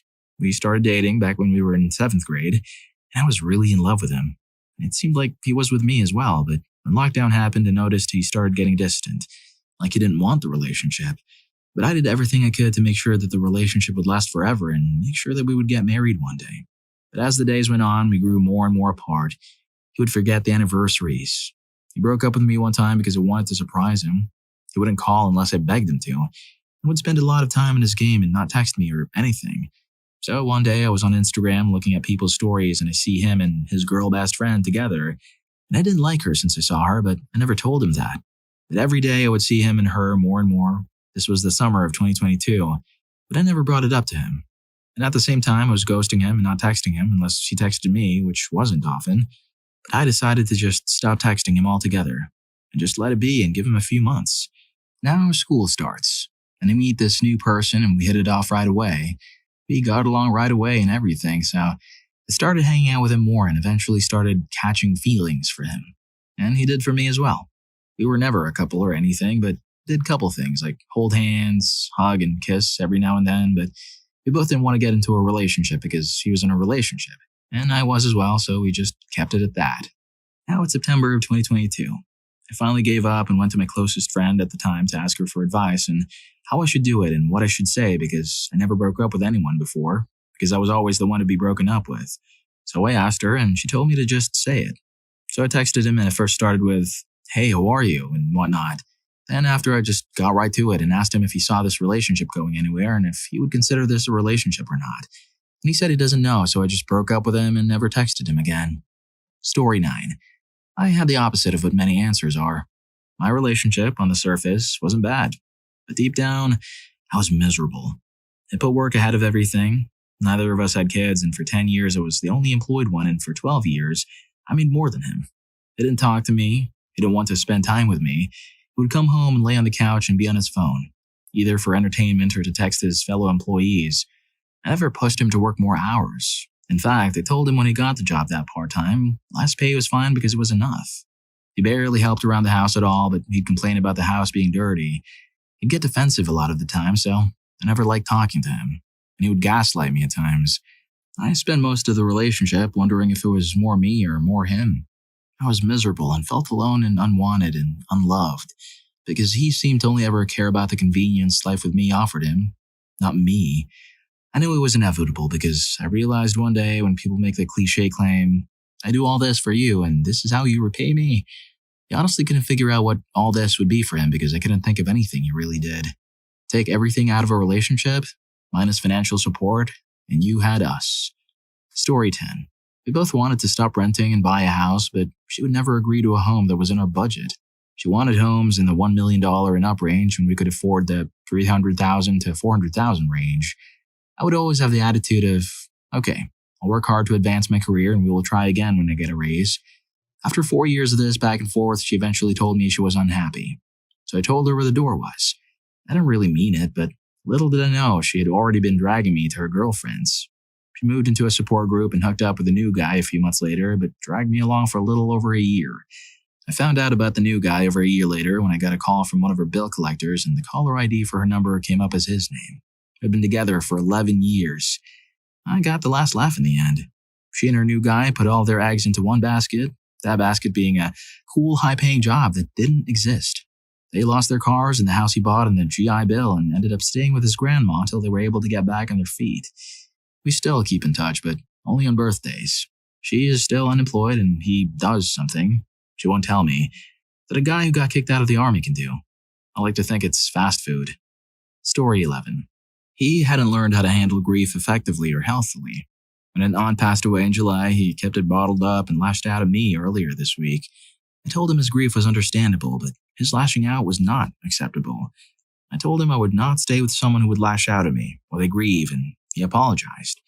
Then 5 days later, he tells me he wants a break because he's too overwhelmed with everything that's going on. We've been dating for 3 months. I told him I'll make it easier for him. I broke up with him because I don't believe in taking a break in a relationship.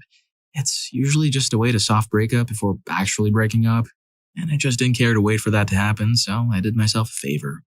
I don't want a partner whose first instinct when life gets overwhelming is to pull away and take a break. What a crappy precedent to set. Life gets more overwhelming the older you get, unless you learn to manage it. It gets more overwhelming, but you should also learn to manage it more effectively. I hope there will be a time when he looks back at this and realizes he needs help and gets it. Fun side note, I literally broke up with him last night. It hasn't been 24 hours yet. Story 12. I'm late to the party. I'm not sure if anyone will actually read this, but it's a good opportunity to vent. But it was a long overdue process. I didn't want to do it. But long story short, she wasn't very responsible. We lived together. Her cat would mess in her clothes. She didn't put her laundry away, just dump it on the floor, and it would fester until I said something. I have countless other examples. She didn't pick up after herself, let food get moldy that she sat out or cooked, but she wouldn't clean any of it. She'd wait until I did it before she repeated the process. I had to make it obvious I shouldn't be paying bills and rent by myself. She didn't want to drive nor learn how to. She was a passenger princess through and through. She worked 2 jobs and needed me to prompt her to help me pay for things. Above all this, she didn't listen to my opinions or how I felt. It was always, she'd say X, but do I. Actions speak louder than words. And if I tried to talk to her about being responsible, she'd just tell me she's depressed so she can't or has a hard time cleaning up after herself. But she refused to see a therapist or couples counseling.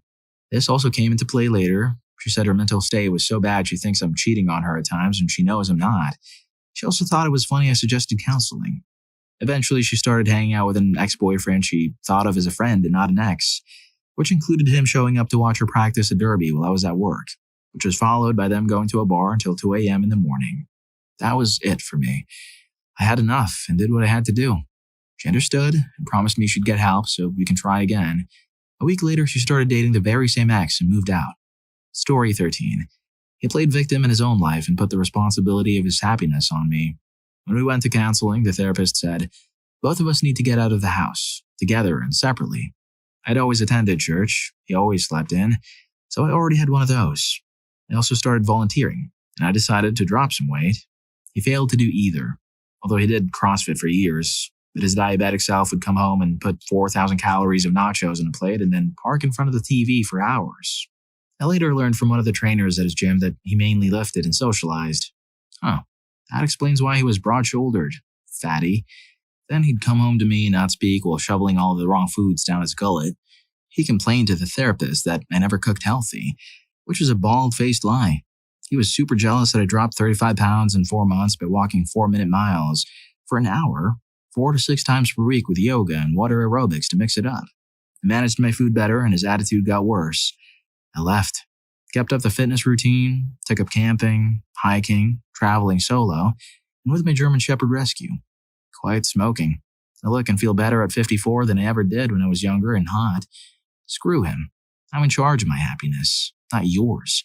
If you refuse to love and respect yourself, why make it my sole purpose? I can do better, and I'm perfectly happy alone. Because I love myself unconditionally and I know that I'm doing the best I can. Most of the time. Just keep being loving and kind and better. But I refuse to sit and wallow with you. Story 14. Substance misuse and hygiene issues. Victim complex. Nothing was ever his fault. Had an excuse for everything and everything just happened to him.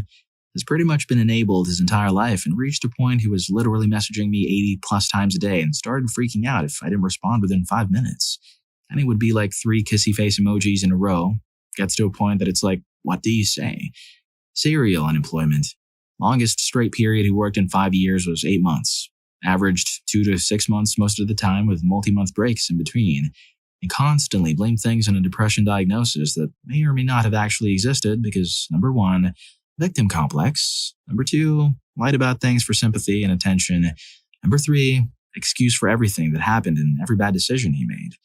As soon as he realized I was serious about the breakup, he started this huge public campaign with the same old victim complex things just happened to him excuses, because it was his newest thing to use to generate sympathy. I had people I've never even met talking about me online. One woman's all, "She just can't handle you. Honey child, show me on the doll where I have to." Had a lot to say about me. Never started dating him herself though. And this is all after I told him at the very beginning that I wasn't interested in anything serious. If you're enjoying the video, don't forget to hit that subscribe and like button for more videos like this. Story 15. A few big reasons. Pets. After 4 years of owning pets, I realized that I don't want pets for the rest of my life, and she was an avid pet lover. It's not that I hate animals, but I don't think that for me, having pets, which are essentially permanent children, is something that's good for my mental health. I wanted a relationship where it was just myself and her, and that would never happen unless we boarded them or got someone else to watch them, which was highly unlikely. Intimacy, life, and compatibility. The biggest one was that towards the end of the relationship, we didn't have intimacy for a while, and she wanted to have unprotected intimacy, which I was not comfortable with. I don't want kids for the next few years, and it would be irresponsible for me to have intimacy without one. While I could get a surgery, it could not be reversible, and I'd rather not make that decision when I'm on the fence about it long term. There were other issues, but this was the biggest one. ADHD. I don't have ADHD, but my ex does, and I want to experience a relationship without it. There were certain things about how we worked that I realized it would always be compromising on unless she didn't have it. This was the least important out of these reasons, but as time went on, it became more important. Infidelity. I was a horrible partner in terms of providing what I needed for my ex towards the end of the relationship. I was living in my own bubble and afraid of doing anything. However, that didn't give her an excuse to cheat. She had the power to walk away and she didn't. She didn't come into the relationship with a cheating problem, but she damn sure left the relationship with one. I hope nobody ever has to endure getting cheated on. Story 16. This was a few months ago, but she was my first girlfriend, and she broke up with me. She recently moved to my city and we had just started dating. She'd been mistreated for years before she met me, so touch was very limited and we pretty much just stuck to hugs and hand-holding for the 7 months we dated. Touch and any intimate acts were obviously very sensitive things. We were hanging out at her place and I was telling her about a mixed martial arts technique that involved pinning your opponents down, which I was learning in my MMA class that week, and she asked me to show her it since my explanation was terrible. I don't know why neither of us realized this was a terrible idea. I don't know why I didn't think about this. I mentally hurt myself up for this every day.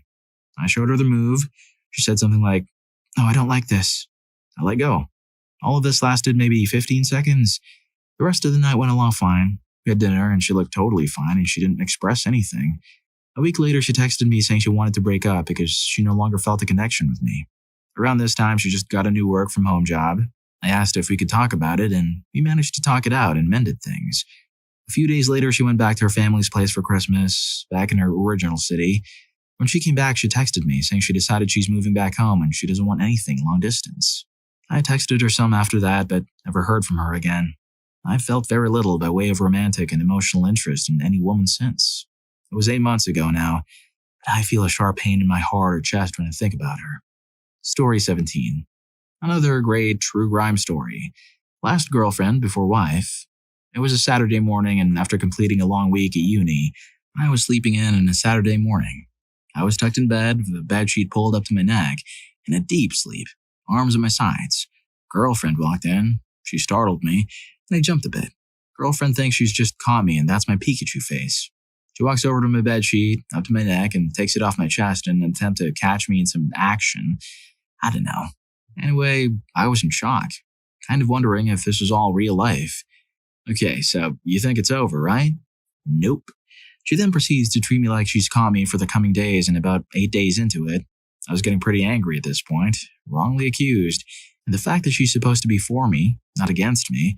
When she casually mentioned breaking up a few weeks later, I jumped on, "Yeah, well, okay, if you think so." And that was it. She moved back with her sister a few weeks later. We'd been together for 4 years. Then she got hooked on substances and robbed a bank. Story 18. We were together for a bit more than 3 years, and in the second half of our relationship, it felt like being taken for granted. We lived together, generally cared for each other, but I still felt like I'm not being loved or treated as he should be. And he's quite a different person at home and outside or at work. Outside, he's cheerful, talkative, funny, etc. And at home, he's grumpy, silent, and quite lazy for anything.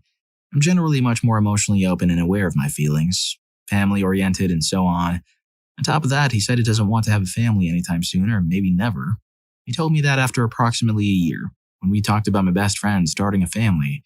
So after a lot of thinking and being quite unhappy, I decided to break up. It was the worst day ever. I saw him crying and broken for the first time, ending with him having a panic attack. But he managed to get better, and we stayed in the same apartment together for a few more weeks. He moved out, and we talked only in a few instances. But life is unpredictable. A few months after the breakup, we went out for a drink after work. We talked, laughed, and had a really nice time. We went separate ways for evening plans, but ended up chatting and sleeping with each other. That lasted about a month, and it was amazing, both physically and emotionally. And that intimacy and probably some greater force led to me being pregnant. I'm typing this while I'm laying next to our baby. We are in some weird co-parenting currently, but I'm not sure how it will all play out in the end, and we never really got back together. Well, that's one way to kickstart a family. A classic case of it's complicated. Story 19. I realized I wasn't his partner. I was his mommy. Couldn't clean up after himself, didn't understand why bills needed to be paid on time, or pretended not to understand, refused to eat leftovers and wanted dinner served to him every night. Either a full meal cooked for him or bought for him, argued and held grudges like a little kid, couldn't do laundry or mow the lawn or any other kind of chore, and would roll his eyes and groan when I asked. And not only was he incapable of holding a job for less than a year, he would then sit on his back like Cousin Eddie, holding out for a management position while I single-handedly supported him. He dropped out of school twice. One of them had an arrangement that he'd get a real quick 1-year certificate, and then I'd be able to go back to school myself because he'd be earning good money. We'd have to pay off my outstanding balance since I had to leave to support us in the meantime mid-semester. And it was important that I went back because it was my dream, and I'd been going to school for 10 years part-time to pursue it. I didn't like getting out of bed in the morning, just stopped going, failed out, and I never had the money or the opportunity to return myself. As long as I live, I will never forgive him for that. Ever. It feels like it would be morally wrong to do so. The reason it took me so long is that, honestly, I was just too tired from taking care of this man-child that I didn't even have the time or energy to think about how much it angers me off and how wrong it was. Story 20. Because he had a mental break one night and ended up pushing me into the wall or bookshelf, all in front of our 8-year-old child. Abruptly awoken from sleeping by his dad, yelling profound obscurities about how mommy isn't real. Then I made the mistake to stay around because it involved mental health, and I wanted to be patient and do my best in a hard situation, but that led to a mountain of emotional cruelty, like being told I was only enough for him in this life, but not in the next life, that he needed all the women, and I wasn't enough for him spiritually. Being told repeatedly that he was going to leave me, then turn around and say he didn't say that he loves me, then again, he's leaving me. It was a roller coaster that I'm still trying to recover from today. It doesn't help in my recovery that I'm seeing women on TikTok laugh about being cheated on or their man sleeping with others because they get financial benefits from them, i.e. using them for personal gains. Then there's men saying they can play around and have more than one woman, and if that's not what I'm about, then I'm out. It's the most invalidating thing to see, and I've already been told by the person I love with all my being that I'm not enough. It's so painful just typing it again. Why can't I have someone just be satisfied with only me? Why am I not good enough? Story 21. This was in my sophomore year of high school. There was no intimacy involved, and we were both very immature. I never really wanted to date him, and thought of him only as a friend, one of my closest too, but I had been recently turned down when I asked another friend out, my other best friend, so I decided to give him the chance I didn't get. He smothered me, constantly pushing love notes on me, trying to hold my hand every moment we were nearby, even leaving into the girls' bathroom to see if I was coming out. He was also a terrible kisser, so that was gross, but I tried for about 2 months. While I was out of town at a leadership conference, he called the hotel and had me paged to tell me to call him. I called from the payphone and he said he just missed me so much that he could wait to talk to me for the 2 days I'd be away. I told him this wasn't working out and I wanted to break up. He asked me if it was because I liked our other friend. I admitted that I had a crush on our friend, but my breaking up had nothing to do with that, and that I felt smothered. He was especially angry that I broke up over the phone rather than in person when I got back. By the time I got back, he'd pulled all of our mutual friends, including my other best friend, into a bros before hoes group, as I was the only female in the friend group. He told them all that I cheated on him while I was away. I hadn't, and they spent the next 2+ years until they graduated a living hell for me. I became depressed, withdrew into myself, avoided making other closer friendships, and did not go on another date for all of high school. I was a year behind all of them in school, but even with them gone in my senior year, I was a shattered shell of a person. When I arrived at college, I reluctantly went out with a grad student during orientation. I wasn't too serious about him, but I agreed to lose my V-card to him after a few months. He was also pure. I thought we'd eventually grow apart and go our separate ways. But he never did leave, and I was content enough with him. He's my husband now.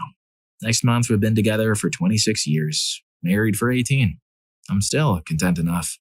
Story 22. We started as F-buddies as she was getting out of a fairly bad marriage with an emotionally cruel guy. Terrible move, I know, but I didn't know about that until later. I developed feelings for her quickly, and I feel like she just went with it because I treated her well, unlike her ex. She was always wanting to go out and party, whereas I'm more of a homebody because I get social anxiety. We'd fight about that a lot, and in hindsight I feel guilty about being socially awkward to the point of affecting her. She knew that I probably loved her more than she loved me and used that against me. She'd go out with her work buddies a lot and always end up coming home the next day. I had suspicions that she was cheating on me, but I didn't want to acknowledge it. We started sleeping in separate bedrooms. I started making friends she didn't approve of. Not all male, which she hated. I never cheated on her, nor did it cross my mind, but she accused me of it constantly. I felt like she had emotionally beat me into submission, and the one day after an argument, we just agreed that we were done. Years later, we saw each other at a mutual friend's wedding. We talked, we both apologized, then she told me about how she had cheated on me several times. She was super embarrassed when I had no indiscretions to admit to. Story 23. You guys have all valid points in leaving your ex.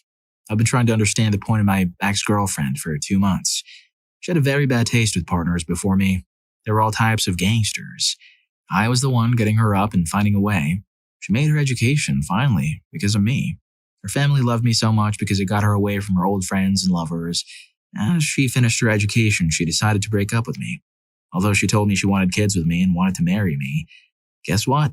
Now she smokes every day with the type of lover she'd had before me. The longer I think about it, I realize I must have never been her type. She just needed a stable person to get what she needed. And I was the one paying for everything the last 3 years. You had no reason to leave me. Nobody understands you. Get messed by your dealers and the substances, but never, ever call me again. The garbage takes itself out. Story 24. She cheated on me. I found out by betraying my own moral compass and calling a friend of hers to verify said suspicion, and she confirmed it. I felt torn apart. This worsened when I confronted her via text, because she was too cowardly to pick up the phone, and she replied with the following. She claimed we were never in a relationship to begin with, that she didn't feel any regret aside from the fact that the guy she cheated on me with broke up with his girlfriend and she felt bad for her. She then told me they were a couple and that she was going to live in Paris with him, then proceeded to send me a photo of her bare leg in the bed of the person she cheated on me with. I ended up crying all night and even puking a couple of times. I had to call my sister and mother to come get me because I just couldn't be alone. They rushed to get me out of the house. There were many red flags in this one-sided relationship, but I decided to stay because I didn't want to reduce her to her traumatic past. And when someone you feel attracted to ends up telling you they love you, need you, and that you're the most important person in the world to them, well, no one had ever told me that, and it fell hard. Heck, I still have love for her, as strange as that sounds, and I hope she ends up seeking the professional help she seems to so desperately need. I think I should also point out that the person I confronted in the end was not the same one that I fell in love with, and shared some of the greatest, most romantic, and soul-nourishing moments I'd ever felt. Strangely enough, I'd do it all over again, and I really do hope she gets better. I knew there was no fixing her, but I definitely wanted to extend a hand that, for a time, was taken. The thing is, I'm lucky enough to be surrounded by many loved ones for various means of support, and I know she doesn't, to a frightening degree, actually. So I'm mostly still learning to let that go. Also learn to better prioritize self-respect in future relationships, I guess. Story 25. She gaslit and emotionally manipulated me into believing I was a horrible person and unsupportive wife. and that she was the only one who knew how to make me a better person by changing myself to everything she wanted and to everything she said. I turned into a depressed husk who could never do anything right. Was damned if I do and damned if I don't. Never good enough. Always a bad person. And always the one to be blamed for everything bad that happened. And all of her bad behavior was my fault. But she was doing everything she could to fix my depression. And she was the only one able to fix me if I only would let her, apparently. Well, I figured out how to fix my depression. I left her. And now I'm the happiest I've been in the past 10 years. Even despite the ugly divorce and the custody and property battle, emotional cruelty is messed up. Story 26. I was the one who got dumped here. Mine's almost too embarrassing to share and don't expect to be called stupid. Let me preface it by saying now that time has passed, I've realized she was totally in the right to cut and run. It was my first serious relationship. We started out great, but I got into a funk where I was drinking too much and too often. I started to wig the hell out about stuff. Nothing cruel, I just got really weird, out of touch and self-absorbed. This one Saturday night, she called me to talk and I was intoxicated and crying. Go figure. I went on and on about how excited I was for her future and this and that. The whole 9 yards of overbearing, clingy red flags. The next evening, I texted her after radio silence all day. Within 15 minutes, she sent a farewell text over Discord of all things and had me blocked on every single thing by then. I didn't take that well at all for like a month. Knowing I didn't get to say goodbye myself and that I'd just never see her again. Had my first real experience with what a mental breakdown is. But in hindsight, I was kind of an absent-minded, freeloading schmuck who deserved the hard block. Sorry, wherever you are. Also, just to kick myself while I'm down, it wasn't like we were together for 2 years or more. This was a 10-month relationship that I almost lost my marbles over. You live and learn, hopefully. Story 27. Because I met my husband, D, my ex and me were together for 3 years and 7 months, but the relationship became problematic because he was the kind of person who doesn't really have their own opinion. And I hate that. Of course, there was more, but this bothered me the most. For example, he had asked his best friends if we should get together when we met. Guess we wouldn't have been together if they said no. Lol. Or later, his colleague told him to never move to another city for a girlfriend. At that time, I moved out back to my home city. I lived with him and his family at their house in a small village and always wanted to move back to my city, around 40 kilometers away, so not that far away. And I got a new job there in an apartment. It would have been the perfect time for us to move in together and for him to leave his parents' home. We were both around 24, but he didn't want to. He even asked me, where's the problem with waiting until almost 30? So now I live alone in a big city. He kept living with his parents, but we were still together, until on a Monday I met Dee. And we immediately fell in love. We met every day to walk and talk. On Friday, I asked him what Dee is planning to do tomorrow, just out of curiosity. He told me that he would help out a few friends at a billiard club, where we, my boyfriend and a friend, will be tomorrow too. He was helping out in the entrance. They saw each other and my boyfriend was kind of suspicious. The next day I broke up with him. It was so hard to do, but I had to. A few weeks later, Dee and me were together.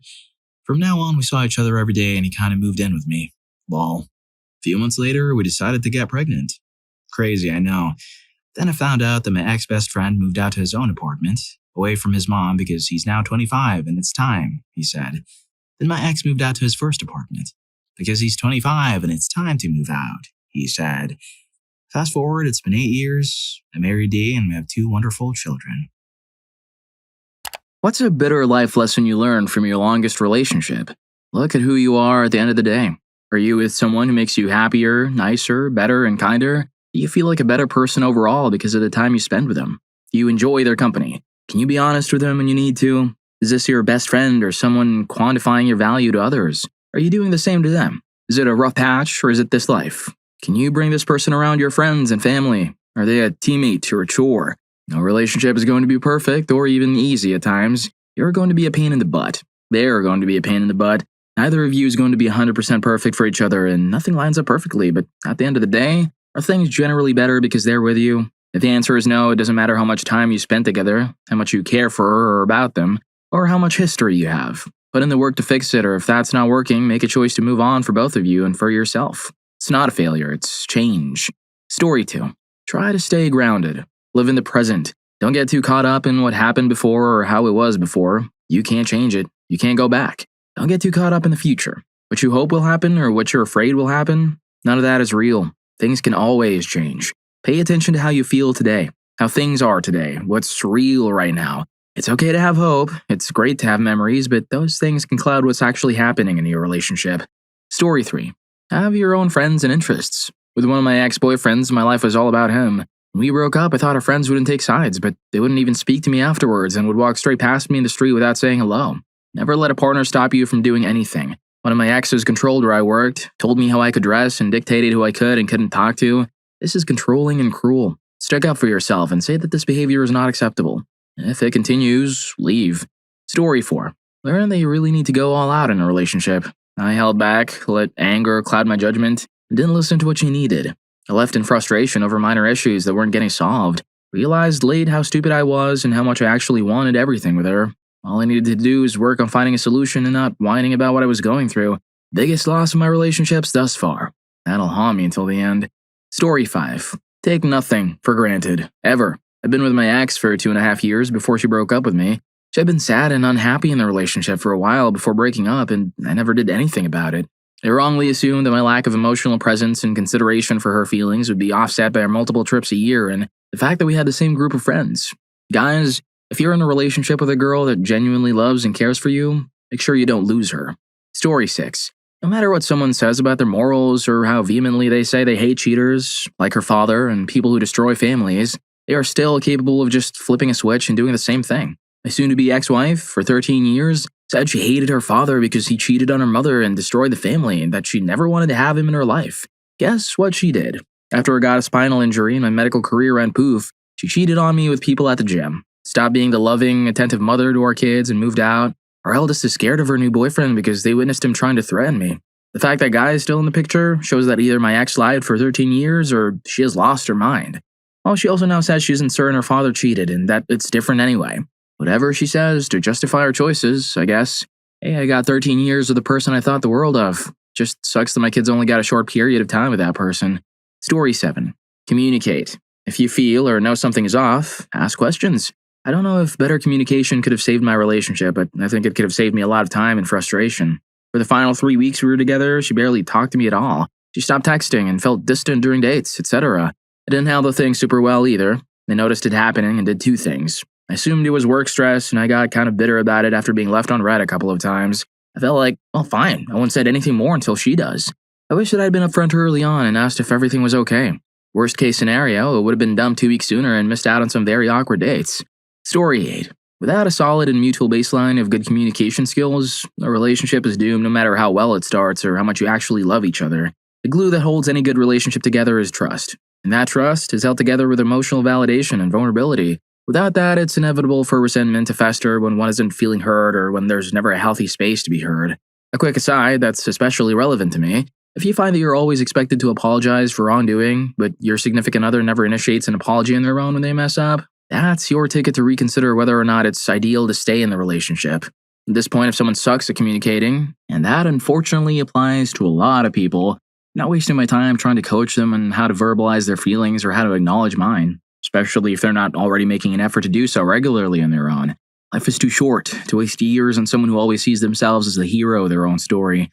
Story 9. Compatibility is a real thing. The words and behaviors that were a problem in one relationship may even be the glue in another. Words of love mean nothing in the long run. The only true test of love is how well we navigate hardships. People can grow out of love and even begin to hate you. One day you might feel like you can achieve anything, and the next day you could get thrown aside like garbage. Sunk cost fallacy. People stay in troubled relationships far longer than they should because of the time they've already invested. Story 10. Sometimes it's you. It's a hard pill to swallow, but we get caught up in the idea that when things don't work out, it's because the other person wasn't right for you. But we all have our faults, our missteps, or even a stagnated view of ourselves. In my own journey, I found that sometimes we don't stick with a vision of who we were in order to appease someone else. And when you lose that, you also give up a part of what that person saw in you. That might lead to them growing into something you no longer compliment. All things take time, care, and nurturing. Everyone's circumstances are different. Only time and chance are certain. Because of it, I try not to lose myself for anyone now. Story 11. It's not fair for one person to pull all the weight in a relationship. When someone shows you or tells you who they are, believe them. You're not different from other girls. Your love can't heal him no matter how much you want it to. If someone's whole life revolves around you and they say scary things like they might as well end it all if you leave, leave. Stop being scared. If someone is going to hurt you, all the fear, worry, and control in the world isn't going to stop it from happening. Story 12. Some people are completely capable of imagining a future with you and discussing how you'll get married and what kids you'll have, and then 1 week later, breaking up with you out of the blue. But it genuinely taught me to rely on a person's actions more than their words. They can tell you everything you want to hear, but their actions are what truly tells you how they feel about you. Now I'm with my wonderful fiance, who not only promised me those things, but also followed through. And I love him for it. Story 13. There's a lot of talk from guys on Reddit about a woman's body count, such a vile term, by the way, is a major factor in whether or not they would date her. To any guy who feels this way, I truly hope you find and spend the rest of your life with someone who has never been on a date with any man but you, because that person will certainly take you for granted. How could they not? They have literally nothing to compare you to. If you only ever ate tuna sandwiches your whole life, how would you know if they were good? When you sat down to eat one, would you be excited? Would you even care? Story 14. It's heartbreakingly painful to look back at the happy person you used to be before pitching yourself to the wrong person for so long. Ending it all sounds so comforting at times because everything I gave up or lost because this joke of a relationship is something I can't get back. Sure, I've grown. I'm so much smarter than I was before, but I'm colder too. Everything is either gone now or changed beyond belief, all because I chose the wrong person 9 years ago. Annoying. I've learned to never second guess myself. If I had trusted myself years ago, I wouldn't be in this place now. Story 15. A narcissist can fool you for a very long time and act the way you expect them to. Kind, considerate, understanding, and loving. It's only over time, sometimes decades, that they get lazy and don't care as much to protect you or the relationship. That's when the evil begins to slip out and presents itself in very obvious ways. You question your sanity and wonder what you've missed all these years, but then you realize how good the narcissist is at hiding his real personality, feelings, and proclivities from you. You're presented with a dilemma. Do you stay with this person who 75% of the time can be the person you enjoyed for all those years, or do you leave because the other 25% is so unlikable? You begin to wonder if that ugly 25% you sometimes see is really what fills the entirety of them. Are they just that good at hiding it from you? You know the answer, but don't want to believe it. Story 16. We are each still changing, and we have to accept those changes without judgment. Religion, politics, preferred diet, credit, job, and both physical and emotional health, this stuff is all constantly in flux. We need to respect, hear, and see each other and be there for one another. But we cannot make demands. We have to make our own decisions about what we want our life to be like and accept it when we don't want the same things. Story 17. Not every relationship should last, even the good ones, and that's okay. But after you feel your sadness, hurt, and pain, you can still learn from them.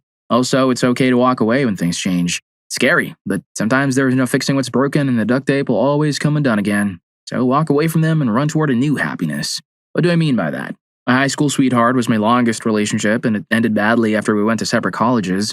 But I will always appreciate the good things he did for me and taught me. From helping me break out of my shy little shell to make friends, to challenging me academically, to helping me cope with my health, multiple surgeries, mental health concerns, etc. There are so many things he taught me about myself and what I want and need, don't want or need from a partner. That way it was good, until it wasn't, and walking away is okay. Story 18. It's not your fault. They're always picking you apart, putting you down, and telling you to improve this or that, to be better, like them, as if they have no flaws. They do, but they don't see any. Meanwhile, you're doing everything to please them and playing by their rules because you want to make them happy. If you look at it objectively, you've done nothing wrong and have tiptoed around them for years because you can't stand their anger. There's something wrong with them, not you. It's hard to leave, but you need to. I'm still in the process of ending it. Fortunately, I have my own place an hour away. Story 19. And reflecting on my longest relationship, I've come to a harsh realization. I wasted years of my life with an alcoholic who was both cruel and manipulative. It's a lesson I wish I could have learned sooner, but it took the pain of that experience to open my eyes. I dedicated so much time and energy to someone who ultimately didn't care about me. The emotional roller coaster, the broken promises, and the cycles of hope and disappointment drained me. I kept thinking that love would be enough to change that person, but it never was. The hardest part is knowing that I can't get those years back. They're filled with turmoil, fear, and heartbreak, but I'm grateful for one thing. I finally found the strength to leave. I learned that I deserve better than that kind of love, one that comes with so much pain.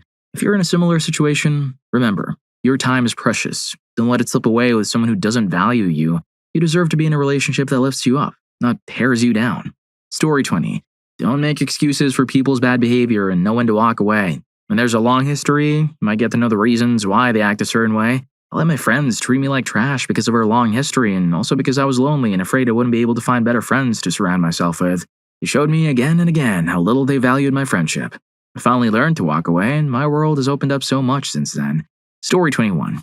You have to love yourself before you can love someone else. And along the same lines, you have to find your own self before you find someone else to be with. My longest relationship was with someone who didn't have their own hobbies or life, really. Their life just consisted of whatever I did or wanted to do. I missed out on a lot of opportunities because what I wanted to do wasn't what they wanted to do. We had to constantly be in communication with each other. There was no space. It was ultra clingy. I'll never date someone like that again. My partners need to have their own thing going on, where two individuals create a togetherness as a team. I come from my own starting point, just like you do, so let's work together to make something special. That's the way I want it. Story 22. Coming out of my longest dating experience, I learned a lot about what I needed to work on to be a good partner. I was far from perfect. I learned to be a lot less reactive when I'm upset and a whole lot more careful with my words when I'm hurt. Another thing I've learned is to pay close attention to what my partner isn't directly asking for but clearly needs from me. Sometimes we're too scared to be vulnerable enough to open up to our partners about our needs. As someone who's quite open myself, I don't realize this. A mistake I made in my longest relationship and something I was foolish not to have seen. I'm still far from perfect, but I've grown. And hey, I give myself grace too. We are all a work in progress. But it's important to self-reflect and see where your areas of growth are so you can not only be a better partner, but a better human being for yourself as well. Story 23. You should be truthful about everything you say, but that doesn't mean you should be completely forthcoming. Some things are okay to just remain thoughts in your head. I had a 5-year relationship that spanned the gap from my teenage years to young adulthood. I was completely smitten and overcome with guilt that I sometimes had intimate thoughts about other girls. In hindsight, these were nothing more than crushes and idle thoughts, nothing that spoke to an actual problem in the relationship. What did cause actual problems was when I tearfully confessed to these thoughts and started us on a difficult arc that we weren't mature enough to handle. Trust was broken, arguments were had, things were said, and we eventually broke up, all because I felt guilty that there were other girls I thought were pretty. Realistically, something else would have happened later to cause the same outcome, but it was definitely a difficult pill to swallow that we imploded over what was essentially nothing. Story 24. It's no longer my longest relationship as I'm running on 5 years with my fiancé now, but what I learned from my second longest relationship of 4 years and a failed engagement with a woman I had been best friends with since middle school is this. Sometimes love just isn't enough. You can love a person with your whole damn heart, but that doesn't mean a relationship is healthy for you or for the other person. Leaving this relationship was genuinely the greatest thing to ever happen to me. I thought my world was ending when the relationship ended. We'd known each other since we were 12, got together immediately after graduation, got engaged, bought a house, the whole 9 yards. But love just isn't enough when the person you're with doesn't give a crap that your grandma passed away and won't go to the funeral with you. Love isn't enough when she begs you, a chef, to make her a specific dish only to eat one bite, say it tastes different from the store and throw the whole meal in the garbage. Love isn't enough when she lists off every single thing she hates about your sister, the only family member you truly have. I laughed and I'm so freaking grateful. So yeah, sometimes love just isn't enough. Story 25. Love breaks and cracks, not all at once. Make sure you do the little things like taking out the trash and taking care of yourself, for they will add up. Learn to understand and admire the other gender, but don't pander, obviously. I think a lot of dating issues wouldn't exist if men understood women more and vice versa. If they can't, they won't. If a person can't make time for you, commit to you, etc., they won't. I've heard time and again about girl A being in a situationship with guy A so many times I might throw up. I know it's easier said than done, but if you're in a relationship that does not fulfill you and you don't leave, you're complicit. He's not an F-boy or a player, he just doesn't want to be with you. Story 26. No one is perfect. You will seek comfort because people are naturally selfish. Even altruism is based in selfishness. Trying is uncomfortable because it's work. Both of you have to want to try. If one person is already checked out, the relationship is over. Stop putting effort in for someone who isn't trying. They made their decision, and they chose themselves in their own comfort. The best thing you can do is to try to understand with some grace that you could have been the person seeking your own comfort if you were in their position. As stated in popular media, I want you to want to do the dishes. No one wants to do the dishes, but the person you're with should want to make your load lighter, to make your life better, and to do it without being asked. But we often don't think about other people. You're often thoughtless. You have to either accept that thoughtlessness or leave. You can't force anyone to be anything. Story 27. Open, honest communication is so very important. Trying to make your partner into what you want, as opposed to accepting them for who they are, is not good. You're not going to be right all the time, and you're not going to be wrong all the time. Don't try to make your partner into the mom or dad you wish you'd had due to your childhood trauma or neglect. You cannot force a person to like you, to love you, or to do what you want. Loving hard is not a good thing. Your partner is not an object to possess. They do not belong to you. They are with you because they want to be. You do not have ownership of anyone. Even if you could do all these things, your partner would not be happy. Is that what you want? An unhappy partner? If you're enjoying the video, don't forget to hit that subscribe and like button for more videos like this. Story 28. Learn to enjoy your own company. The fear of being alone will leave you stuck, wasting your life with someone you don't even love. Don't fall in love with who someone could become. You have to love them for who they are now. Otherwise, it's unfair to them, and you leading them on. While meeting new partners, shift your focus. Instead of asking, I wonder if they're going to like me, ask yourself, I wonder if I'm going to like them. If you're someone who thinks the first part, you need to learn to love yourself, work on yourself and give yourself reasons to love yourself. We all have flaws we need to work on. Some things you can fix quickly and others can take years. But it all adds to your character and who you are. Don't pass away from your potential. Story 29. You can't fix someone. In my 20s, I was in a very long relationship like this. Poured a lot of myself into it, trying to help her work through her issues, forgiving all her trespasses, and thinking that if I loved her enough and gave her unconditional support, it would work out. It's a double-edged sword, though. That savior thing isn't anodyne. We all know that people don't change, and I learned it too. But I also have to confront myself and realize that my desire to save her was complicated. Part of dating someone who's a mess is that you are kind of exempt from judgment. Your partner can't really pick on you about the state of your finances or your lack of ambition when they're an addictive cokehead stealing from your wallet. By virtue of dating someone like that, you're putting yourself in a position of superiority without making any real effort towards self-improvement. The other part is power, because somewhere along the line there is an element of manipulation in wanting to fix someone, isn't there? Even if it's manipulation toward a positive outcome, you're still wanting to control their life to some extent, even if you don't recognize it as such. And of course, we don't really have control over other people, only as much as they decide.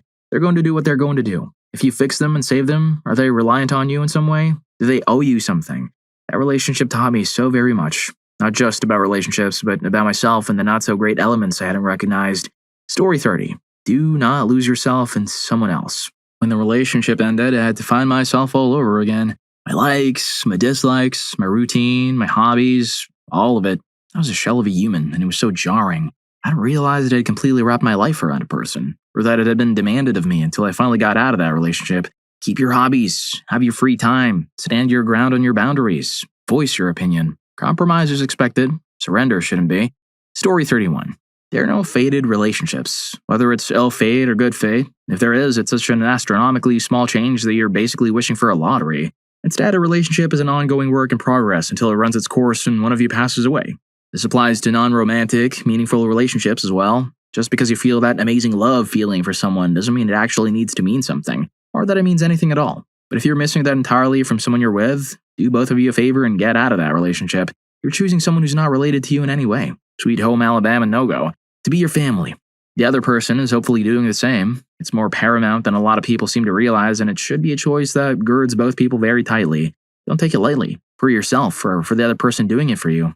Remember this vow. Even if it's not marriage and just a serious partnership, with every choice you make, just freaking let go and forget the small stuff. Sometimes you won't really know how much someone's past matters to you until you're deep into the relationship. Story 32. That either you or your partner can really want to feel the other person feels, but simply don't. You can love them deeply but not want to spend your life with them even though you want to, and it really sucks on both sides. You either feel destroyed by the person you love the most, or you have to know you've inflicted a ton of pain on the person you love deeply without having done anything wrong. It's just crappy all around. Story 33. Love is an abstract concept. I had an awesome upbringing with a very loving family and extended family.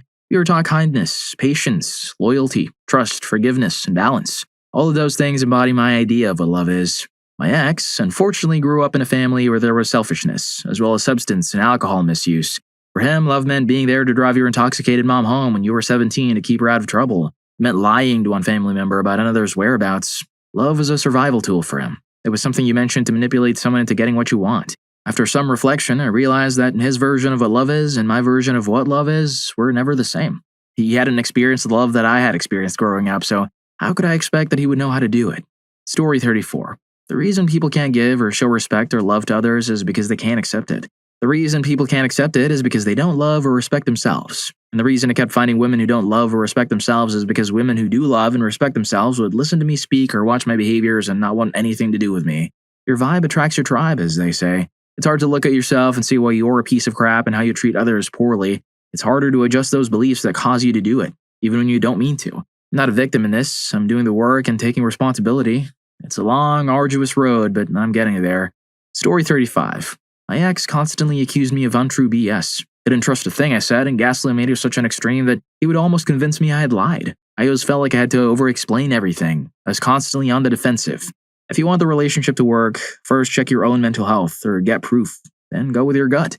Lastly, and this is a big one for me, From my experience, the person making accusations or worrying about things is most often the actual guilty party. They're hiding things and lying and therefore assume you are too. Story 36. True love is not known until a couple faces some sort of hardship. Having someone say and act like they love you during good, easy times doesn't mean crap. When one person gets depressed for an extended period of time or is a short-term shell of their normal self, true colors will be shown. The person who sticks with the one who is struggling is truly in love with them. They will be there during the ups and downs. You just don't know what the other person is capable of withstanding until they're hit with a situation. It's easy to say you'll be there. Actually going through it and remaining steadfast in your love and commitment is another thing entirely. Story 37. You have to put in the work. My first serious long-term relationship ended because I was a crappy girlfriend. I was selfish and lazy. I took him for granted and left all the heavy lifting, both in the relationship and in the household, to him. I could try to excuse it by saying I was young and inexperienced, or I could try to blame him for not talking to me about it until he was fed up and ready to end it, but that doesn't change the fact that ultimately, that relationship went out because of me and my choices. It was an exceedingly painful lesson, but I sure did learn from it. Story 38. If you need to hype yourself up just to convince yourself to be excited to spend time with them, maybe it's time to address how you feel. If they don't listen when you try to fix your relationship, then maybe your emotions have some merit, and your time and energy should be put into somebody who values your presence. Also, don't let it slide when they do intimate role-playing on an MMO. Weirdly enough, that happened with both my ex and my husband's ex. Different MMOs, even. Story 39. Love language compatibility is extremely important. The fun, intimate honeymoon phase only lasts so long, then you have to actually be day-to-day compatible with that person. If their love language is touch and quality time and yours is acts of service and gifts, you'll always be just missing that I freaking love you spark and will get stuck being just comfortable. If you last long enough to start a routine in the first place. Side note, the love language you offer and the one you receive are totally different too. My ex used to hate when I did things for him, but that's how he showed love, by doing things for me. Story 40. The hardest lesson I've had to face while growing up is learning how to keep going, even when I feel like I'm falling apart inside. Whether my heart is aching, and mourning the loss of a loved one, or I'm so exhausted I can't get out of bed, life doesn't wait. It moves on, indifferent to my pain, and I have no choice but to keep moving forward, even when I desperately need time to rest. What's harder still is realizing that no one prepares us for this. As we grow up, we often believe that life will have beautiful endings, but reality is different. Many times, to survive, we have to pretend we're okay even when we're not. And perhaps the hardest part isn't just surviving, but continuing in silence without showing our fatigue. But through it all, we realize we're stronger than we thought, because no matter how heavy it gets, we still keep going. Story 41. Sometimes you just need to walk away, especially when it's obvious how little they care about you. I ended things with my partner of 3 years a few weeks ago. We're pretty casual, but it was still good overall. Due to just life stuff, we'd been getting more and more distant over the past few months. I'd been on the fence about ending things, but something he did was finally the last straw. I got rear-ended one day. While it wasn't bad, it was still a thing to deal with, and a month later I'm still dealing with it. When I started to text people to let them know what happened and that I was okay, I realized he wasn't one of the first people I told. When I did, it was because he texted me to say how his day at work had been, so I sent him a pic of the car with the dent and said, "Well, this is how my day went." They didn't immediately respond when he asked what happened, since I was dealing with insurance stuff and other friends took me out for ice cream. And I later explained what happened it was after he'd gone to bed. In the morning, he texted me back with something like, "Yeah, I heard there was a lot of accidents yesterday."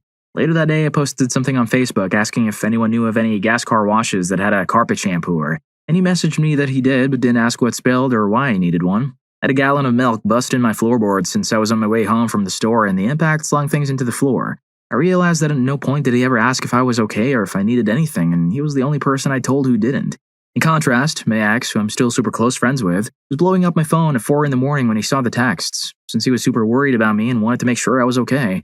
When I broke up with him the following week, I said that was the final straw.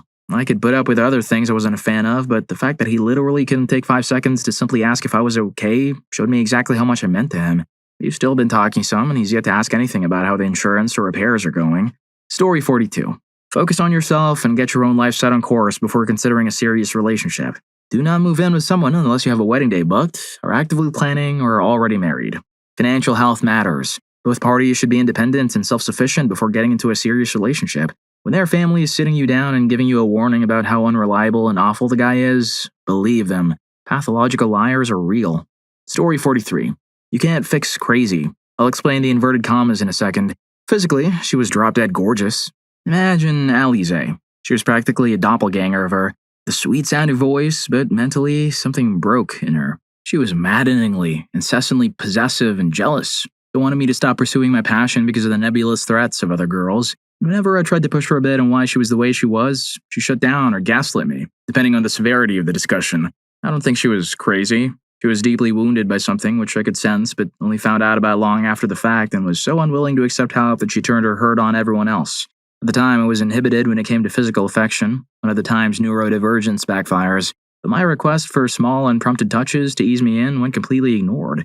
I had to sporadically pluck up the courage to ask to kiss her, at which point I broke out into a sweat of fear and had to back down. This inhibition, also at the time, extended to asking people for their phone numbers. Though again, in the long run, I think this proved a blessing as I never got her number. But even when I asked to friend her on Facebook, the only social media platform I had at the time, I was ignored.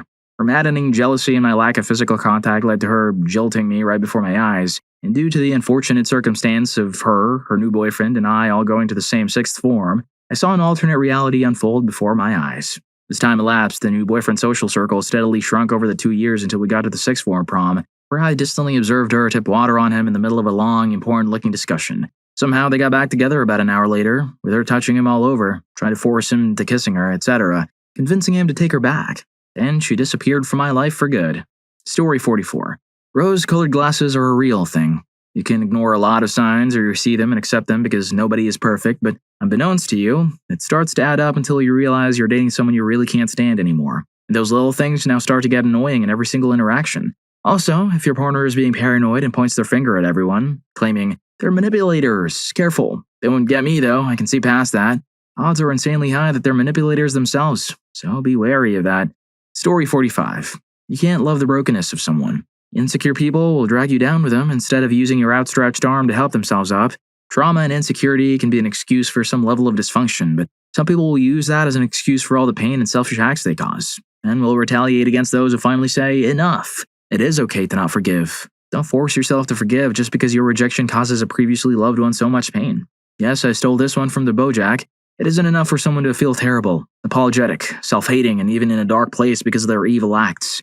They have to actively be better and work to regain the trust of those gracious enough to give them a third, a fourth, a fifth, and maybe even a 10th chance. Do not fall for the trap that someone who feels bad about what they did won't do it again. Some people will love you with all their heart and still not stop themselves from hurting you in the deepest of ways. They'll rationalize it to themselves that the acts have nothing to do with you, that they didn't mean to cause you harm, and that by keeping their acts a secret, they're somehow protecting you. Whatever evil they've done to other partners in the past, they can do to you. This goes hand in hand with the sayings, if they'll cheat for you, they'll cheat on you. And that despite my best attempts to be empathetic, once a cheater, always a cheater. Story 46. When it's a pattern of negative comments over time, or they try really hard to sugarcoat themselves, they're projecting, and a part of you will want to fight it. Leave when you can. It's better to learn how to defend yourself, vibe check, verbal disarmament, social skills, critical thinking, athleticism, martial arts, in that order, without telling anyone. That way, when you're in danger, the shock of you warning them can give you enough time to get to safety. Learning how to turn off your emotions when you're being verbally or emotionally mistreated is an essential skill, but it takes forever to understand. Equally difficult is balancing when to have emotions so people don't look at you as crazy for not looking normal. The people you want to ask for help because you don't have the ability to articulate to adults without being glossed over, unless they're a licensed professional, 7 out of 10 don't know what they're doing. This is especially true if they're in the same age group as you in terms of dealing with real life. You have to be okay with the limited level of help they can provide. Don't let your feelings stay hurt by nostalgia. Move on before you start hating them. Anyone who hits you up in the DMs from a prior season in your life, who number 1, starts with a "what are you doing?" and number 2, is not upfront about why the connection was lost and why they want to reach out, is not really looking out for your well-being. They're in an MLM. Once you learn that verbal disagreements are not always a personal attack, it becomes a lot easier to separate the relationship from the person. But before then, it will hurt a lot. You need to separate every system into tiers, or else you will spend a lot more years being self-destructive. Story 47. People can and absolutely will take advantage of those who are disabled and neurodivergent. The longest ex in a relationship never paid rent, or half the time didn't pay for most bills. I have multiple sclerosis and mental health issues, but still worked more than full-time to support us. He stole my meds to the point I'd have to have them on me or hidden at all times. He'd still find them. He would laugh or scream at me while I was having panic attacks. He would also do stuff to trigger my PTSD while driving or in a car and laugh. He threatened to not turn over my phone number after we broke up unless I gave him my medication. He physically, emotionally, and verbally mistreated me for years and then shamed me for drinking a lot because that was my only escape. He messed me up, but karma will get him eventually. Most of his friends are now my friends and recognized how crappy he was to me and his friends. He's a true sociopath, and I really feel bad for whoever he dates in the future because his true colors will come out eventually. I hope they see that before it's too late. When people say they've seen criminals who have expressionless eyes, that was him. Absolutely no empathy, sympathy, or anything was there. I'm friends with, or at least chill with, 90% of my exes, but he's pure freaking evil. Story 48. The largest life lesson I learned was that I still wanted to come home to a broken home. My upbringing aside, I had a 12-year relationship with quite a lot of cheating on his part, and I would always come back after a big blowout. I came back purely because I missed him. He said he was sorry, and of course, I believed it or told myself I did. One day, while talking to a friend, I asked her why I was so messed up and why I was always going back. To which my friend said, just because it's messed up and broken doesn't mean it's not home. This is the home you're used to. I spent weeks thinking about that one statement, and we had quite a long conversation about my relationship. In the end, I decided that the discomfort of leaving and being alone was ultimately okay, and my self-worth was more important. We didn't have 12 horrible years, we had 4 great years, 2 very boring years, and 6 years that I never should have stayed. So I suppose the bitter lesson was just to learn when a relationship is over and never overstay one that has gone so sour that there is no sweetness left. Story 49. Even when you're doing your best and things are generally good and healthy between you and the other person, it doesn't mean a relationship is guaranteed to last, let alone have a good conclusion. I learned this the hard way through a very healthy relationship. I got dumped out of nowhere despite everything looking really good between us, and the conclusion was anything but positive for me. But those types of situations prepare you for things that come ahead. On a better note, communication probably saves you from 90% of potential conflicts or fights. It's better to talk things out because leaving small things unsaid will only build up in the long run. Well, if you like these stories, here's more. YouTube thinks you're going to love this. Catch you in that video.